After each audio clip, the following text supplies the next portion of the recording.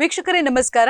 ಇದು ಕರಾವಳಿ ಕರ್ನಾಟಕದ ಹೆಮ್ಮೆ ದೈಜಬಲ್ 24x7 ಉಡುಪಿ ಅರ್ಪಿಸುವ ಇಂಡಿಯನ್ ಮೆಡಿಕಲ್ ಅಸೋಸಿಯೇಷನ್ ಉಡುಪಿ ಕರಾವಳಿ ವಿಭಾಗದ ಸಾರಥ್ಯದಲ್ಲಿ ಗಿರಿಜಾ ಸರ್ಜಿಕಲ್ಸ್ ಇವರ ಪ್ರಾಯೋಜಕತ್ವದಲ್ಲಿ ನಡೆದ ಇರುವಂತಹ ಕಾರ್ಯಕ್ರಮ ವೈದ್ಯ ಸಿಂಧು. ಕಾರ್ಯಕ್ರಮಕ್ಕೆ ಆತ್ಮೀಯವಾದ ಸ್ವಾಗತ. ವೀಕ್ಷಕರೇ, ನಮ್ಮ ಇಂದಿನ ವೈದ್ಯ ಸಿಂಧು ಕಾರ್ಯಕ್ರಮದಲ್ಲಿ ಒಂದು ಸಾಮಾನ್ಯ ಸಮಸ್ಯೆ ಅಂತ ಹೇಳ್ಬೋದು, ಆದರೆ ಇದು ಬಹಳಷ್ಟು ಪ್ರಾಮುಖ್ಯತೆಯನ್ನ ಪಡೆದಿರುವಂತಹ ಒಂದು ಸಮಸ್ಯೆ. ಬೆನ್ನಿನ ನೋವಿನ ಸಮಸ್ಯೆ ಅಂತ ಹೇಳಿದ್ರೆ ಸಾಮಾನ್ಯವಾಗಿರ್ತದೆ. ಅದರಲ್ಲೂ ಕೂಡ ಕೆಳಬೆನ್ನಿನ ನೋವಿನ ಸಮಸ್ಯೆ ಅಂತ ಹೇಳುವಂಥದ್ದು ಜನಸಾಮಾನ್ಯರಲ್ಲಿ ಸಾಮಾನ್ಯವಾಗಿ ಕಂಡುಬರುವಂತಹ ಒಂದು ಆರೋಗ್ಯದ ಸಮಸ್ಯೆ ಆಗಿರ್ತದೆ. ಈ ಕೆಳಬೆನ್ನು ನೋವಿನ ಸಮಸ್ಯೆ ಅಂದ್ರೆ ಲೋ ಬ್ಯಾಕ್ ಪೇನ್ ನ ಬಗ್ಗೆ ನಮ್ಮ ಇಂದಿನ ವೈದ್ಯ ಸಿಂಧು ಕಾರ್ಯಕ್ರಮದಲ್ಲಿ ನಾವು ಮಾಹಿತಿಯನ್ನ ನೀಡಲಿಕ್ಕಿದ್ದೇವೆ. ಈ ಮಾಹಿತಿಯನ್ನ ನೀಡಲಿಕ್ಕೆ ನಮ್ಮೊಂದಿಗಿದ್ದಾರೆ ಕೆಎಂಸಿ ಮಣಿಪಾಲದ ಸ್ಪೈನ್ ಸರ್ವಿಸಸ್ ಯೂನಿಟ್ನ ಡಿಪಾರ್ಟ್ಮೆಂಟ್ ಆಫ್ ಆರ್ಥೋಪೆಡಿಕ್ಸ್ನ ಪ್ರೊಫೆಸರ್ ಆಗಿರುವಂತಹ ಡಾಕ್ಟರ್ ಶ್ಯಾಮ್ ಸುಂದರ್ ಭಟ್ ಎನ್ ಇವರು. ಡಾಕ್ಟರ್, ಕಾರ್ಯಕ್ರಮಕ್ಕೆ ಆತ್ಮೀಯವಾದ ಸ್ವಾಗತ. ನಮಸ್ಕಾರ. ಡಾಕ್ಟರ್, ಜನಸಾಮಾನ್ಯರಲ್ಲಿ ನಾವು ದೈನಂದಿನ ಜೀವನದಲ್ಲಿ ಕೂಡ ಒಂದು ಬಾಯಿಂದ ಕೇಳುವಂತಹ ಒಂದು ಆರೋಗ್ಯದ ಸಮಸ್ಯೆ ಅಂತ ಹೇಳಿದ್ರೆ ಅದು ಲೋ ಬ್ಯಾಕ್ ಪೇನ್ ಆಗಿರುತ್ತೆ. ಹಾಗಿರುವಾಗ ಲೋ ಬ್ಯಾಕ್ ಪೇನ್ ಅಂತ ಹೇಳಿದ್ರೆ ಏನು ಅಂತ ಹೇಳುವುದನ್ನ ನಮ್ಮ ವೀಕ್ಷಕರಿಗೆ ಹೇಳ್ಬೋದಾ? ಕೆಳಬೆನ್ನಿನ ನೋವು ಇದೊಂದು ಬಹಳ ಸಾಮಾನ್ಯವಾದಂತಹ ತೊಂದರೆ ಆಗಿರ್ತದೆ. ಬೆನ್ನು ಮೂಳೆಯಲ್ಲಿ ಕುತ್ತಿಗೆಯ ಭಾಗ, ಎದೆಯ ಭಾಗ, ಸೊಂಟದ ಭಾಗ ಹಾಗೂ ಸೇಕ್ರಮ್ ಹೀಗೆ 4 ಭಾಗ ಇರ್ತದೆ. ಇದರಲ್ಲಿ ಸೊಂಟದ ಭಾಗ ಮತ್ತು ಸೇಕ್ರಮ್ ಭಾಗ ಅಥವಾ ಇದರ ಜಂಕ್ಷನ್ನ ತೊಂದರೆ ಹೆಚ್ಚಾಗಿ ಕಂಡುಬರುತ್ತದೆ. ಇದು ಎಲ್ಲಾ ವಯಸ್ಸಿನವರಲ್ಲಿಯೂ ಕಂಡುಬರುವಂತಹ ತೊಂದರೆ ಆಗಿರ್ತದೆ. ಇದೊಂದು ಸಾಮಾನ್ಯವಾದ ಸಮಸ್ಯೆ ಆದ್ರೂ ಕೂಡ ಯಾವ ರೀತಿಯ ಯಾವ ವಯಸ್ಕರಲ್ಲಿ ಹೆಚ್ಚಾಗಿ ಕಂಡು ಬರ್ತದೆ ಅಂತ ಹೇಳ್ಬೋದಾ? ಹೆಚ್ಚಾಗಿ ಬೇರೆ ಬೇರೆ ವಯಸ್ಸಿನವರಲ್ಲಿ ಬೇರೆ ಬೇರೆ ಕಾರಣಗಳಿಂದಾಗಿ ಬೆನ್ನೋವು ಬರಬಹುದು. ಹೆಚ್ಚಾಗಿ ಸಣ್ಣ ವಯಸ್ಸಿನವರಲ್ಲಿ ಸ್ಲಿಪ್ ಡಿಸ್ಕ್ ಅಂತ ಹೇಳ್ತೇವೆ, ಅದು ಕಾಮನ್ ಇರ್ತದೆ. ವಯಸ್ಕರಲ್ಲಿ ಡಿಜನರೇಟಿವ್ ಡಿಸೀಸ್ ಅಂತ ಹೇಳ್ತೇವೆ, ಅದು ವಯಸ್ಸಾಗಿ ಬರುವಂತಹದ್ದು. ಕೆಲವರಿಗೆ ಮೂಳೆ ಮುರಿತ ಉಂಟಾಗ್ತದೆ, ಅದು ಯಂಗ್ ಅಲ್ಲಿ ಸಿವಿಯರ್ ಟ್ರಾಮಾದಿಂದಾಗಿ ಮೂಳೆ ಮುರಿತ ಉಂಟಾಗಬಹುದು. ವಯಸ್ಕರಲ್ಲಿ ಆಸ್ಟಿಯೋಪೋರೋಸಿಸ್ ಇಂದ ಮೂಳೆ ಮುರಿತ ಉಂಟಾಗಬಹುದು. ಹಾಗೆ ಬೇರೆ ಬೇರೆ ಕಾರಣದಿಂದ ಬೆನ್ನೋವು ಬರಬಹುದು. ಅಂದ್ರೆ ಇದರಲ್ಲಿ ಯಾವ ಭಾಗಗಳು ತೀವ್ರವಾಗಿ ಪ್ರಭಾವಿತವಾಗಬಹುದು ಅಂತ ಹೇಳ್ತೀರಾ? ಹೆಚ್ಚಾಗಿ ಲೋವರ್ ಬ್ಯಾಕ್ ಅಲ್ಲಿ L1 ಅಂತ ಹೇಳ್ತೇವೆ. L1, L2, L3, L4, L5, S1 ಅಂತ ಮೂಳೆಗಳಿದಾವೆ. ಇದು ಕಶೇರುಕಗಳು. ಸೊ ಇದರಲ್ಲಿ 2 ಕಶೇರುಕಗಳ ಮಧ್ಯೆ ಒಂದು ಬಿಲ್ಲೆ ಅಂತ ಇರ್ತದೆ, ಡಿಸ್ಕ್. ಸೊ ಇದು ಹರ್ನಿಯೇಟ್ ಆಗುವಂತ, ಇದು ಹೊರಗಡೆ ಬರುವಂತದ್ದು. ಹಾಗೆ ಬರುವಾಗ ನರಗಳಿಗೆ ಒತ್ತಡ ಉಂಟಾಗ್ತದೆ, ಹಾಗಾಗಿ ಬೆನ್ನೋವು ಬರುವಂತಹದ್ದು. ಡಾಕ್ಟರ್, ಸಾಮಾನ್ಯವಾಗಿ ನಾವೀಗ ಏನು ನೋಡ್ತಾ ಇದ್ದೇವೆ ಅಂತ ಹೇಳಿದ್ರೆ ಕುಳಿತು ಕೆಲಸ ಮಾಡುವಂಥದ್ದು. ನಾವು ಯಾವಾಗ ಕಂಪ್ಯೂಟರ್ಗಳಿಗೆ ಹೋಗ್ತೇವೋ ಅವಾಗದಿಂದ ಈ ಒಂದು ಸಮಸ್ಯೆಗಳು ಜಾಸ್ತಿಯಾಗಿ ಕಾಡ್ತಾ ಇದೆ. ಕಂಪ್ಯೂಟರ್ ಅಲ್ಲಿ ಕೂತ್ಕೊಂಡು ಕೆಲಸ ಮಾಡುವವರು ಹೆಚ್ಚಿನ ಒಂದು ನೋವನ್ನು ಅನುಭವಿಸ್ತಾರೆ. ಅದಕ್ಕೂ ಇದಕ್ಕೂ ಏನಾದ್ರೂ ಸಂಬಂಧ ಇದೆಯಾ? ಹೌದು, ಹೆಚ್ಚಾಗಿ ಬೆನ್ನು ನೋವು ಬರುವಂತದ್ದು ಪ್ರಾಪರ್ ಕುಳಿತುಕೊಳ್ಳುವ ಅಥವಾ ನಿಂತುಕೊಳ್ಳುವ ಪ್ರಾಪರ್ ಪೊಸಿಷನ್ ಇಂದಾಗಿ ಆಗಿರ್ತದೆ. ಈ ಚಿತ್ರದಲ್ಲಿ ಕಾಣುವ ಹಾಗೆ ಕೂತ್ಕೊಳ್ಳುವಂತ ಪೊಸಿಷನ್ ನೀವು ನೋಡಬಹುದು. ಯಾವ ತರ ಕೂತ್ಕೊಳ್ಳಬಾರದು ಮತ್ತೆ ಕೂತ್ಕೊಳ್ಳಬಹುದು ಎರಡೂ ಕೂಡ ಇದರಲ್ಲಿ ತೋರಿಸಲಾಗಿದೆ. ಸೊ ಸೊಂಟದ ಕೆಳಭಾಗಕ್ಕೆ ಸಪೋರ್ಟ್ ಬೇಕು. ಹಾಗೆ ಕೂತ್ಕೊಳ್ಳುವಾಗ ಕಾಲನ್ನು ನೆಲದ ಮೇಲೆ ಇಟ್ಟುಕೊಂಡು ಅಥವಾ ಸಪೋರ್ಟ್ ನಲ್ಲಿ ಇಡಬೇಕು. ನಾವು ಮುಂದೆ ಜಾರಬಾರದು. So proper position important. ಈ ಇನ್ಫಾರ್ಮೇಶನ್ ಟೆಕ್ನಾಲಜಿ ಅವರು ಕೂತ್ಕೊಳ್ಳುವಂತ ಪೊಸಿಷನ್ ಹೆಚ್ಚಾಗಿ ಸರಿ ಇರುವುದಿಲ್ಲ, ಹಾಗಾಗಿ ಅವರಲ್ಲಿ ಹೆಚ್ಚಾಗಿ ಬೆನ್ನು ನೋವು ಕಾಣಿಸ್ಕೊಳ್ತದೆ. ಅದೇ ರೀತಿ ಡ್ರೈವಿಂಗ್ ಮಾಡುವಾಗ ಕೂಡ ಪ್ರಾಪರ್ ಪೋಸ್ಚರ್, ನಾವು ಕೈಯನ್ನು ಸ್ಟ್ರೈಟ್ ಇಟ್ಕೊಳ್ಬೇಕು, ಕೈಯನ್ನು ಮಡಚಿ ಇಡಬಾರ್ದು. ಮತ್ತೆ ಬೆನ್ನನ್ನು ಕೆಳ ಬೆನ್ನಿಗೆ ಕೂಡ ಸಪೋರ್ಟ್ ಇರಬೇಕು. ಹಾಗೆ ಬೇರೆ ಬೇರೆ ಇದರಿಂದ ಬರ್ತದೆ. Posture important. ಅಂದ್ರೆ ಕುಳಿತುಕೊಳ್ಳುವ ಭಂಗಿ ಅಂತ ಹೇಳುವಂತದ್ದು ಮುಖ್ಯವಾಗಿರ್ತದೆ. ಅದನ್ನ ನಾವು ಒಂದೇ ರೀತಿಯಲ್ಲಿ ನಡೆಸ್ಕೊಂಡು ಹೋಗ್ಬೇಕಾಗ್ತದೆ, ಇಲ್ಲ ಅಂತ ಹೇಳಿದ್ರೆ ಸಮಸ್ಯೆ ಇರ್ತದೆ. ಓಕೆ, ಹಾಗಾದ್ರೆ ಈ ಲೋ ಬ್ಯಾಕ್ ಸಮಸ್ಯೆಗೆ ನಮ್ಮ ಮನುಷ್ಯನ ಜೀವನದಲ್ಲಿ ಇರುವಾಗ ಯಾವ ರೀತಿಯ ಒಂದು ಕಾರಣ ಆಗ್ತದೆ ಅಂತ ಹೇಳ್ತೀರಾ? ಏನು ಮುಖ್ಯವಾದ ಕಾರಣಗಳು ಇರ್ತವೆ ಅಂತ? ಅದೇ ಮುಖ್ಯವಾಗಿ ಬ್ಯಾಡ್ ಪಾಸ್ಚರ್, ಭಂಗಿ, ಕೂತ್ಕೊಳ್ಳುವಂತಹ ಭಂಗಿ ಅಥವಾ ನಿಂತ್ಕೊಳ್ಳುವಂತಹ ಭಂಗಿ ಕಾಮನ್ ಆಗಿರುತ್ತೆ. ಮತ್ತೆ ಇನ್ನೊಂದು ಯುವ ಜನರಲ್ಲಿ ಬರುವಂತಹ ತೊಂದರೆ ಅಂತ ಹೇಳಿದ್ರೆ ಭಾರ ಎತ್ತುವಂತಹದ್ದು. ಭಾರ ಎತ್ತುವಾಗ ಪ್ರಾಪರ್ ಮುಂಜಾಗರೂಕತೆ ತಗೊಳ್ಳದಿದ್ರೆ ಈ ತರ ಬೆನ್ನು ನೋವು ಬರ್ಲಿಕ್ಕೆ ಸಾಧ್ಯತೆ ಇರ್ತದೆ. ಈಗ ಭಾರ ಎತ್ತುವ ಸಮಸ್ಯೆ ಅಂತ ಹೇಳಿದ್ರೆ ಅಂದ್ರೆ ನಮ್ಮ ಹಿರಿಯರು ಕೂಡ ತುಂಬಾ ಕೆಲಸವನ್ನ ಮಾಡ್ತಾ ಇದ್ರು. ಬಟ್ ಈಗಿನ ಜನತೆ ಹೇಳ್ಬೇಕು ಅಂತ ಹೇಳಿದ್ರೆ ಕೆಲಸ ಕಮ್ಮಿ ಇರ್ತದೆ. ಅಂತದ್ರಲ್ಲಿ ಕೆಲವಷ್ಟು ಭಾರ ಎತ್ತುವ ಕೆಲಸವನ್ನ ಮಾಡಿದ್ರು ಕೂಡ ಅದು ತಪ್ಪಾಗ್ತದ? ಹಾಗೆ ಅಂತಲ್ಲ. ಈಗ ಏನಂತ ಹೇಳಿದ್ರೆ ಹಳೆ ಕಾಲದಲ್ಲಿ ಅವರು ಫಿಸಿಕಲಿ ಸ್ವಲ್ಪ ಸ್ಟ್ರಾಂಗ್ ಇರ್ತಾ ಇದ್ರು. ಅವರ ದೈನಂದಿನ ಚಟುವಟಿಕೆಗಳಿಂದಾಗಿ ಅವರ ಮಸಲ್ಸ್ ಎಲ್ಲ ಸ್ಟ್ರಾಂಗ್ ಇರ್ತಾ ಇದ್ವು. ಈಗಿನ ಸ್ವಲ್ಪ ಸೆಡೆಂಟರಿ ಲೈಫ್ ಸ್ಟೈಲ್ನಿಂದಾಗಿ ಮಾಂಸಖಂಡಗಳು ಸ್ವಲ್ಪ ಕ್ಷೀಣ ಆಗಿರ್ತದೆ. ಹಾಗಾಗಿ ಸ್ವಲ್ಪ ಕೇರ್ ತಗೊಳ್ಳೋದಿದ್ರೆ ಬೆನ್ನು ನೋವು ಬರುವಂತ ಸಾಧ್ಯತೆ ಜಾಸ್ತಿ. ಈ ಚಿತ್ರದಲ್ಲಿ ನೋಡಿದ ಹಾಗೆ it is A very poor ಭಾರ ಎತ್ತುವಂತಹ ವಿಧಾನ. ಹೆಚ್ಚಾಗಿ ಭಾರ ಎತ್ತುವಂತದ್ದು ನಾವು ಮೊಣಕಾಲನ್ನು ಮಡಚಿ ಭಾರವನ್ನು ಎತ್ಕೊಳ್ಬೇಕು, ಬೆನ್ನವನ್ನು ನೇರವಾಗಿ ಇಟ್ಟುಕೊಂಡು ಎತ್ತಬೇಕು. ಹೆಚ್ಚಿನವರು ಎತ್ತುವಂತದ್ದು ಬೆನ್ನನ್ನು ಬಾಗಿಸಿ ಎತ್ಕೊಳ್ತಾರೆ. ಈ ತರ ಎತ್ತುವಾಗ ತೊಂದರೆ ಉಂಟಾಗುವಂತದ್ದು. ಅಂದ್ರೆ ಅಲ್ಲಿ ಕೂಡ ಒಂದು ಭಂಗಿ ಇರ್ತದೆ, ಒಂದು ಪೋಸ್ಚರ್ ಅನ್ನ ನಾವು ಮೇಂಟೈನ್ ಮಾಡ್ಬೇಕು. ಹೌದು ಹೌದು ಹೌದು. ಓಕೆ, ಹಾಗಾದ್ರೆ ನಾವು ನಮ್ಮ ಈಗಿನ ಒಂದು ಲೈಫ್ ಸ್ಟೈಲ್ ಅನ್ನ ಹೇಳುದಾದ್ರೆ ಇದರಲ್ಲಿ ಆರೋಗ್ಯದಲ್ಲಿ ಏರ್ಪೇರು ಖಂಡಿತವಾಗಿ ಆಹಾರದಿಂದ ಕೂಡ ಆಗ್ತದೆ ಅಂತ ಹೇಳ್ತಾರೆ. ಹಾಗಿರುವಾಗ ಈ ಒಂದು ಪೋಷಕಾಂಶದ ಕೊರತೆ ಈ ನಮ್ಮ ಬೆನ್ನು ನೋವಿಗೆ ಏನಾದ್ರೂ ಕಾರಣ ಆಗ್ತದ? ಹೆಚ್ಚಾಗಿ ಸ್ಲಿಪ್ ಡಿಸ್ಕ್ ಅಂತ ಆಗುವಂತದ್ದು it is a physical problem. ಪೋಷಕಾಂಶಗಳಿಂದ ಹೆಚ್ಚಾಗಿ ಕ್ಯಾಲ್ಸಿಯಂ ಮತ್ತೆ ವಿಟಮಿನ್ ಡಿ ಡೆಫಿಷಿಯನ್ಸಿಯಿಂದಾಗಿ ವಯಸ್ಕರಲ್ಲಿ ತೊಂದರೆ ಉಂಟಾಗುವ ಸಾಧ್ಯತೆ ಇದೆ. ಹೆಚ್ಚಾಗಿ ಆಸ್ಟಿಯೋಪೋರೋಸಿಸ್ ಅನ್ನುವಂಥದ್ದು ಹಾರ್ಮೋನ್ ಡಿಪೆಂಡೆಂಟ್ ಆಗಿರ್ತದೆ. ಹೆಚ್ಚಾಗಿ ಹೆಂಗಸರಲ್ಲಿ ಮೆನೋಪಾಸ್ ಆದ ಮೇಲೆ ಆವಾಗ ಅವರ ಬಾಡಿಯಲ್ಲಿ ಈಸ್ಟ್ರೋಜನ್ ಕಡಿಮೆ ಆಗ್ತದೆ. ಈಸ್ಟ್ರೋಜನ್ ಆಕ್ಚುಲಿ ಪ್ರೊಟೆಕ್ಟಿವ್ ಮೆಕ್ಯಾನಿಸಮ್ ಮೂಳೆಯ ಸಾಂದ್ರತೆಗೆ. ಸೊ ಅದು ಈಸ್ಟ್ರೋಜನ್ ಉತ್ಪಾದನೆ ಇಲ್ಲದಿದ್ದಾಗ ಮೂಳೆಗಳು ತಾನಾತೆಗೆ ವೀಕ್ ಆಗ್ತವೆ. ಹಾಗೆ ಡಾಕ್ಟರ್, ನಮಗೆ ಗೊತ್ತಿರುವ ಹಾಗೆ ಈ ಒಂದು IT ಫೀಲ್ಡ್ ಅಂತ ಹೇಳ್ತೇವೆ ಅಥವಾ ಯಾವುದೇ ಒಂದು ಫೀಲ್ಡ್ ಅಲ್ಲಿ ನಾವೀಗ ಕಂಪ್ಯೂಟರ್ ಅನ್ನ ಆಪರೇಟ್ ಮಾಡ್ತಾ ಇರ್ತೇವೆ. ಸೊ ಅದಕ್ಕೋಸ್ಕರ ಹೆಚ್ಚಿನ ಒಂದು ಸ್ಟ್ರೆಸ್ಫುಲ್ ಲೈಫ್ ಅನ್ನ, ಅಂದ್ರೆ ನಮ್ಮ ಇಡೀ ದಿವಸದ ಕಾನ್ಸಂಟ್ರೇಷನ್ ಅಲ್ಲೇ ಇರ್ತದೆ. ಅವಾಗ ಒಂದು ಸ್ಟ್ರೆಸ್ಫುಲ್ ಲೈಫ್ ಅನ್ನ ಲೀಡ್ ಮಾಡ್ತೇವೆ. ಮತ್ತೆ ನಮ್ಮ ದೈನಂದಿನ ಚಟುವಟಿಕೆಗಳು ಹಾಗೆ ಇದೆ. ಸೊ ಮಾನಸಿಕ ಒತ್ತಡ ಏನಾದ್ರೂ ಈ ಒಂದು ಲೋ ಬ್ಯಾಕ್ ಪೇನ್ ಗೆ ಕಾರಣ ಆಗ್ತದ? ಆಕ್ಚುಲಿ ಹೇಳುದಾದ್ರೆ ಫಿಸಿಕಲ್ ಆಗಿ ಏನು ತೊಂದರೆ ಕಾಣುವುದಿಲ್ಲ, ಆದ್ರೆ ಕೆಲವು ಸೈಕೋಸೊಮ್ಯಾಟಿಕ್ ಡಿಸಾರ್ಡರ್ ಅಂತ ಹೇಳ್ತೇವೆ. ಅಂದ್ರೆ ಮಾನಸಿಕವಾಗಿ ದೈಹಿಕ ತೊಂದರೆಗಳು ಸಿಂಪ್ಟಮ್ಸ್ ಬರಬಹುದು, ಆದ್ರೆ ಅದರಿಂದಾಗಿ ಏನು ತೊಂದರೆ ಉಂಟಾಗುದಿಲ್ಲ. ಅಂದ್ರೆ ನೇರವಾದ ಸಂಬಂಧ ಇರುವುದಿಲ್ಲ. ಹೌದು. ಓಕೆ, ಹಾಗೆ ಇರುವಾಗ ಒಂದು ಮಾನಸಿಕ ಒತ್ತಡ ಅಷ್ಟೊಂದು ಪ್ರಭಾವ ಬೀರದಿದ್ರು ಕೂಡ ಲೋ ಬ್ಯಾಕ್ ನ ಸಾಮಾನ್ಯವಾದ ಲಕ್ಷಣಗಳು ಯಾವುದು ಅಂತ ನಮ್ಮ ವೀಕ್ಷಕರಿಗೆ ಹೇಳ್ಬೋದಾ? ಹೆಚ್ಚಾಗಿ ಕೆಳಬೆನ್ನಿನ ನೋವು ಆರಂಭದಲ್ಲಿ ಅದು ಸಡನ್ ಆಗಿ ಸ್ಟಾರ್ಟ್ ಆಗಬಹುದು. ಹೆಚ್ಚಾಗಿ ಭಾರ ಎತ್ತಿಯೇ ಬಂದಿರ್ತದೆ, ಅಥವಾ ಸಡನ್ ಆಗಿ ಬಗ್ಗಿ ಏಳುವಾಗ ಅಥವಾ ಸಡನ್ ಆಗಿ ಬಗ್ಗುವಾಗ ಅಥವಾ ಬೀಳುವುದರಿಂದ, ಕೆಲವೊಮ್ಮೆ ರಸ್ತೆ ಅಪಘಾತದಲ್ಲಿ, ಹೀಗೆ ಕೆಲವು ವಿಧಾನಗಳಿಂದ ಡಿಸ್ಕಿಗೆ ತೊಂದರೆ ಆಗಬಹುದು. ಸೊ ಅದು ಒಂದು. ಇನ್ನೊಂದು, ಈ ಡಿಸ್ಕ್ ಬೆನ್ನು ಹುರಿಯ ನರಗಳಿಗೆ ಒತ್ತಡ ಕಾಣಿಸ್ಕೊಂಡ್ರೆ ಕಾಲಿಗೆ ಸೆಳೆತ ಬರ್ತದೆ, ಒನ್ ಆಫ್ ದ ಲೆಗ್ಸ್, ಇದು ಬರಬಹುದು. ಅಥವಾ ಕೆಲವೊಮ್ಮೆ ಸ್ಲಿಪ್ ಡಿಸ್ಕ್ ದೊಡ್ಡದಾಗಿದ್ದಾಗ ನಡೆಯುವಾಗ ಕಾಲಿನಲ್ಲಿ ನೋವು ಬರಬಹುದು. ಅದಕ್ಕೆ ಕ್ಲಾಡಿಕೇಶನ್ ಅಂತ ಹೇಳ್ತೇವೆ. ಆ ತರ ತೊಂದರೆ ಇರಬಹುದು.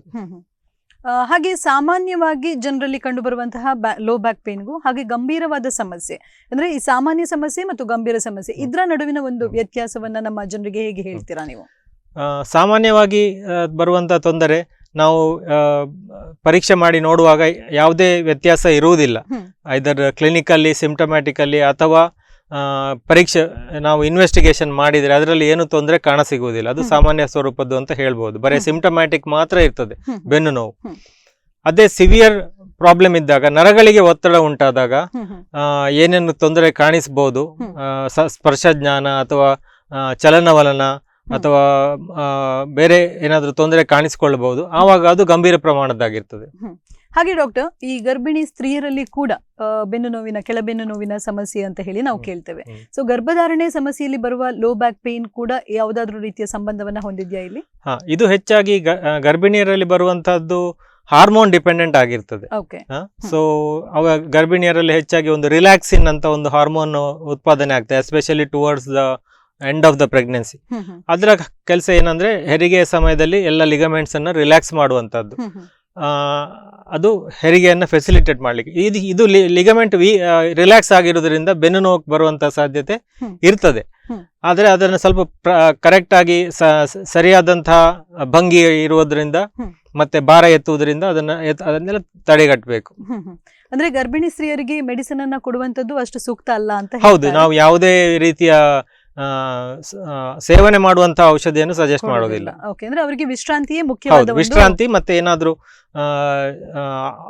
ಔಷಧಿಯನ್ನು ಲೇಪ ಹಚ್ಚುವಂತಹ ಔಷಧಿಯನ್ನು ಕೊಡಬಹುದು. ಓಕೆ, ಹಾಗೆ ಡಾಕ್ಟರ್ ಡಿಸ್ಕ್ ಪ್ರೊಲ್ಯಾಪ್ಸ್ ಅಂತ ಹೇಳ್ತಾರೆ, ಇದರ ಒಂದು ಮೀನಿಂಗ್ ಏನು ಅಂತ ಹೇಳ್ಬೋದಾ ನಮ್ಮ ವೀಕ್ಷಕರಿಗೆ? ಈ ಚಿತ್ರದಲ್ಲಿ ಕಾಣಿಸ್ತಾ ಇರುವ ಹಾಗೆ ಎಡಬದಿಯ ಚಿತ್ರ ನಾರ್ಮಲ್ ಡಿಸ್ಕ್, ಬಲಬದಿಯ ಚಿತ್ರ ಹರ್ನಿಯೇಟೆಡ್ ಡಿಸ್ಕ್. ಇದರಲ್ಲಿ ಏನಾಗ್ತಾ ಇದೆ ಅಂತ ಹೇಳಿದ್ರೆ ಸೆಂಟ್ರಲ್ ಅಲ್ಲಿ ಒಂದು ಪಿಂಕ್ ಕಲರ್ ನ ಡಿಸ್ಕ್ ಇದೆ. ಇದು ನ್ಯೂಕ್ಲಿಯಸ್ ಪಲ್ಪೋಸಸ್ ಅಂತ ಹೇಳ್ತೇವೆ. ಇದು ಹೊರಗೆ ಬಂದು ಕಾಲಿನ ಒಂದು ಸ್ಪರ್ಶಜ್ಞಾನ ಅಥವಾ ಮೋಟಾರ್ ನರಕ್ಕೆ ಒತ್ತುತ್ತಾ ಇರ್ತದೆ. ಆವಾಗ ಲೋಕಲ್ ಉರಿಯೂತ ಆಗಿ ನರದ ತೊಂದರೆ ಕಾಣಿಸಿಕೊಳ್ತದೆ. ಅಂದ್ರೆ ಸಾಮಾನ್ಯವಾಗಿ ಯಾರಲ್ಲಿ ಇಂತಹ ಸಮಸ್ಯೆಗಳು ಕಂಡು ಬರ್ತದೆ?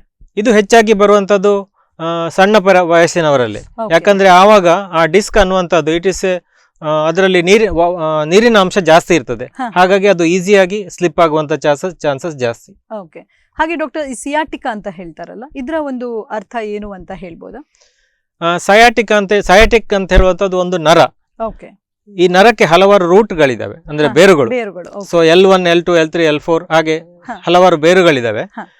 ಸೊ ಹೆಚ್ಚಾಗಿ ಈ ಸ್ಲಿಪ್ ಡಿಸ್ಕ್ ಆದಾಗ ಆ ಬಿಲ್ಲೆ ನರದ ರೂಟ್ ಅನ್ನು ಪ್ರೆಸ್ ಮಾಡ್ತದೆ, ಒತ್ತುತ್ತದೆ. ಸೊ ಅವಾಗ ಅಲ್ಲಿ ಉರಿಯೂತ ಆಗ್ತದೆ.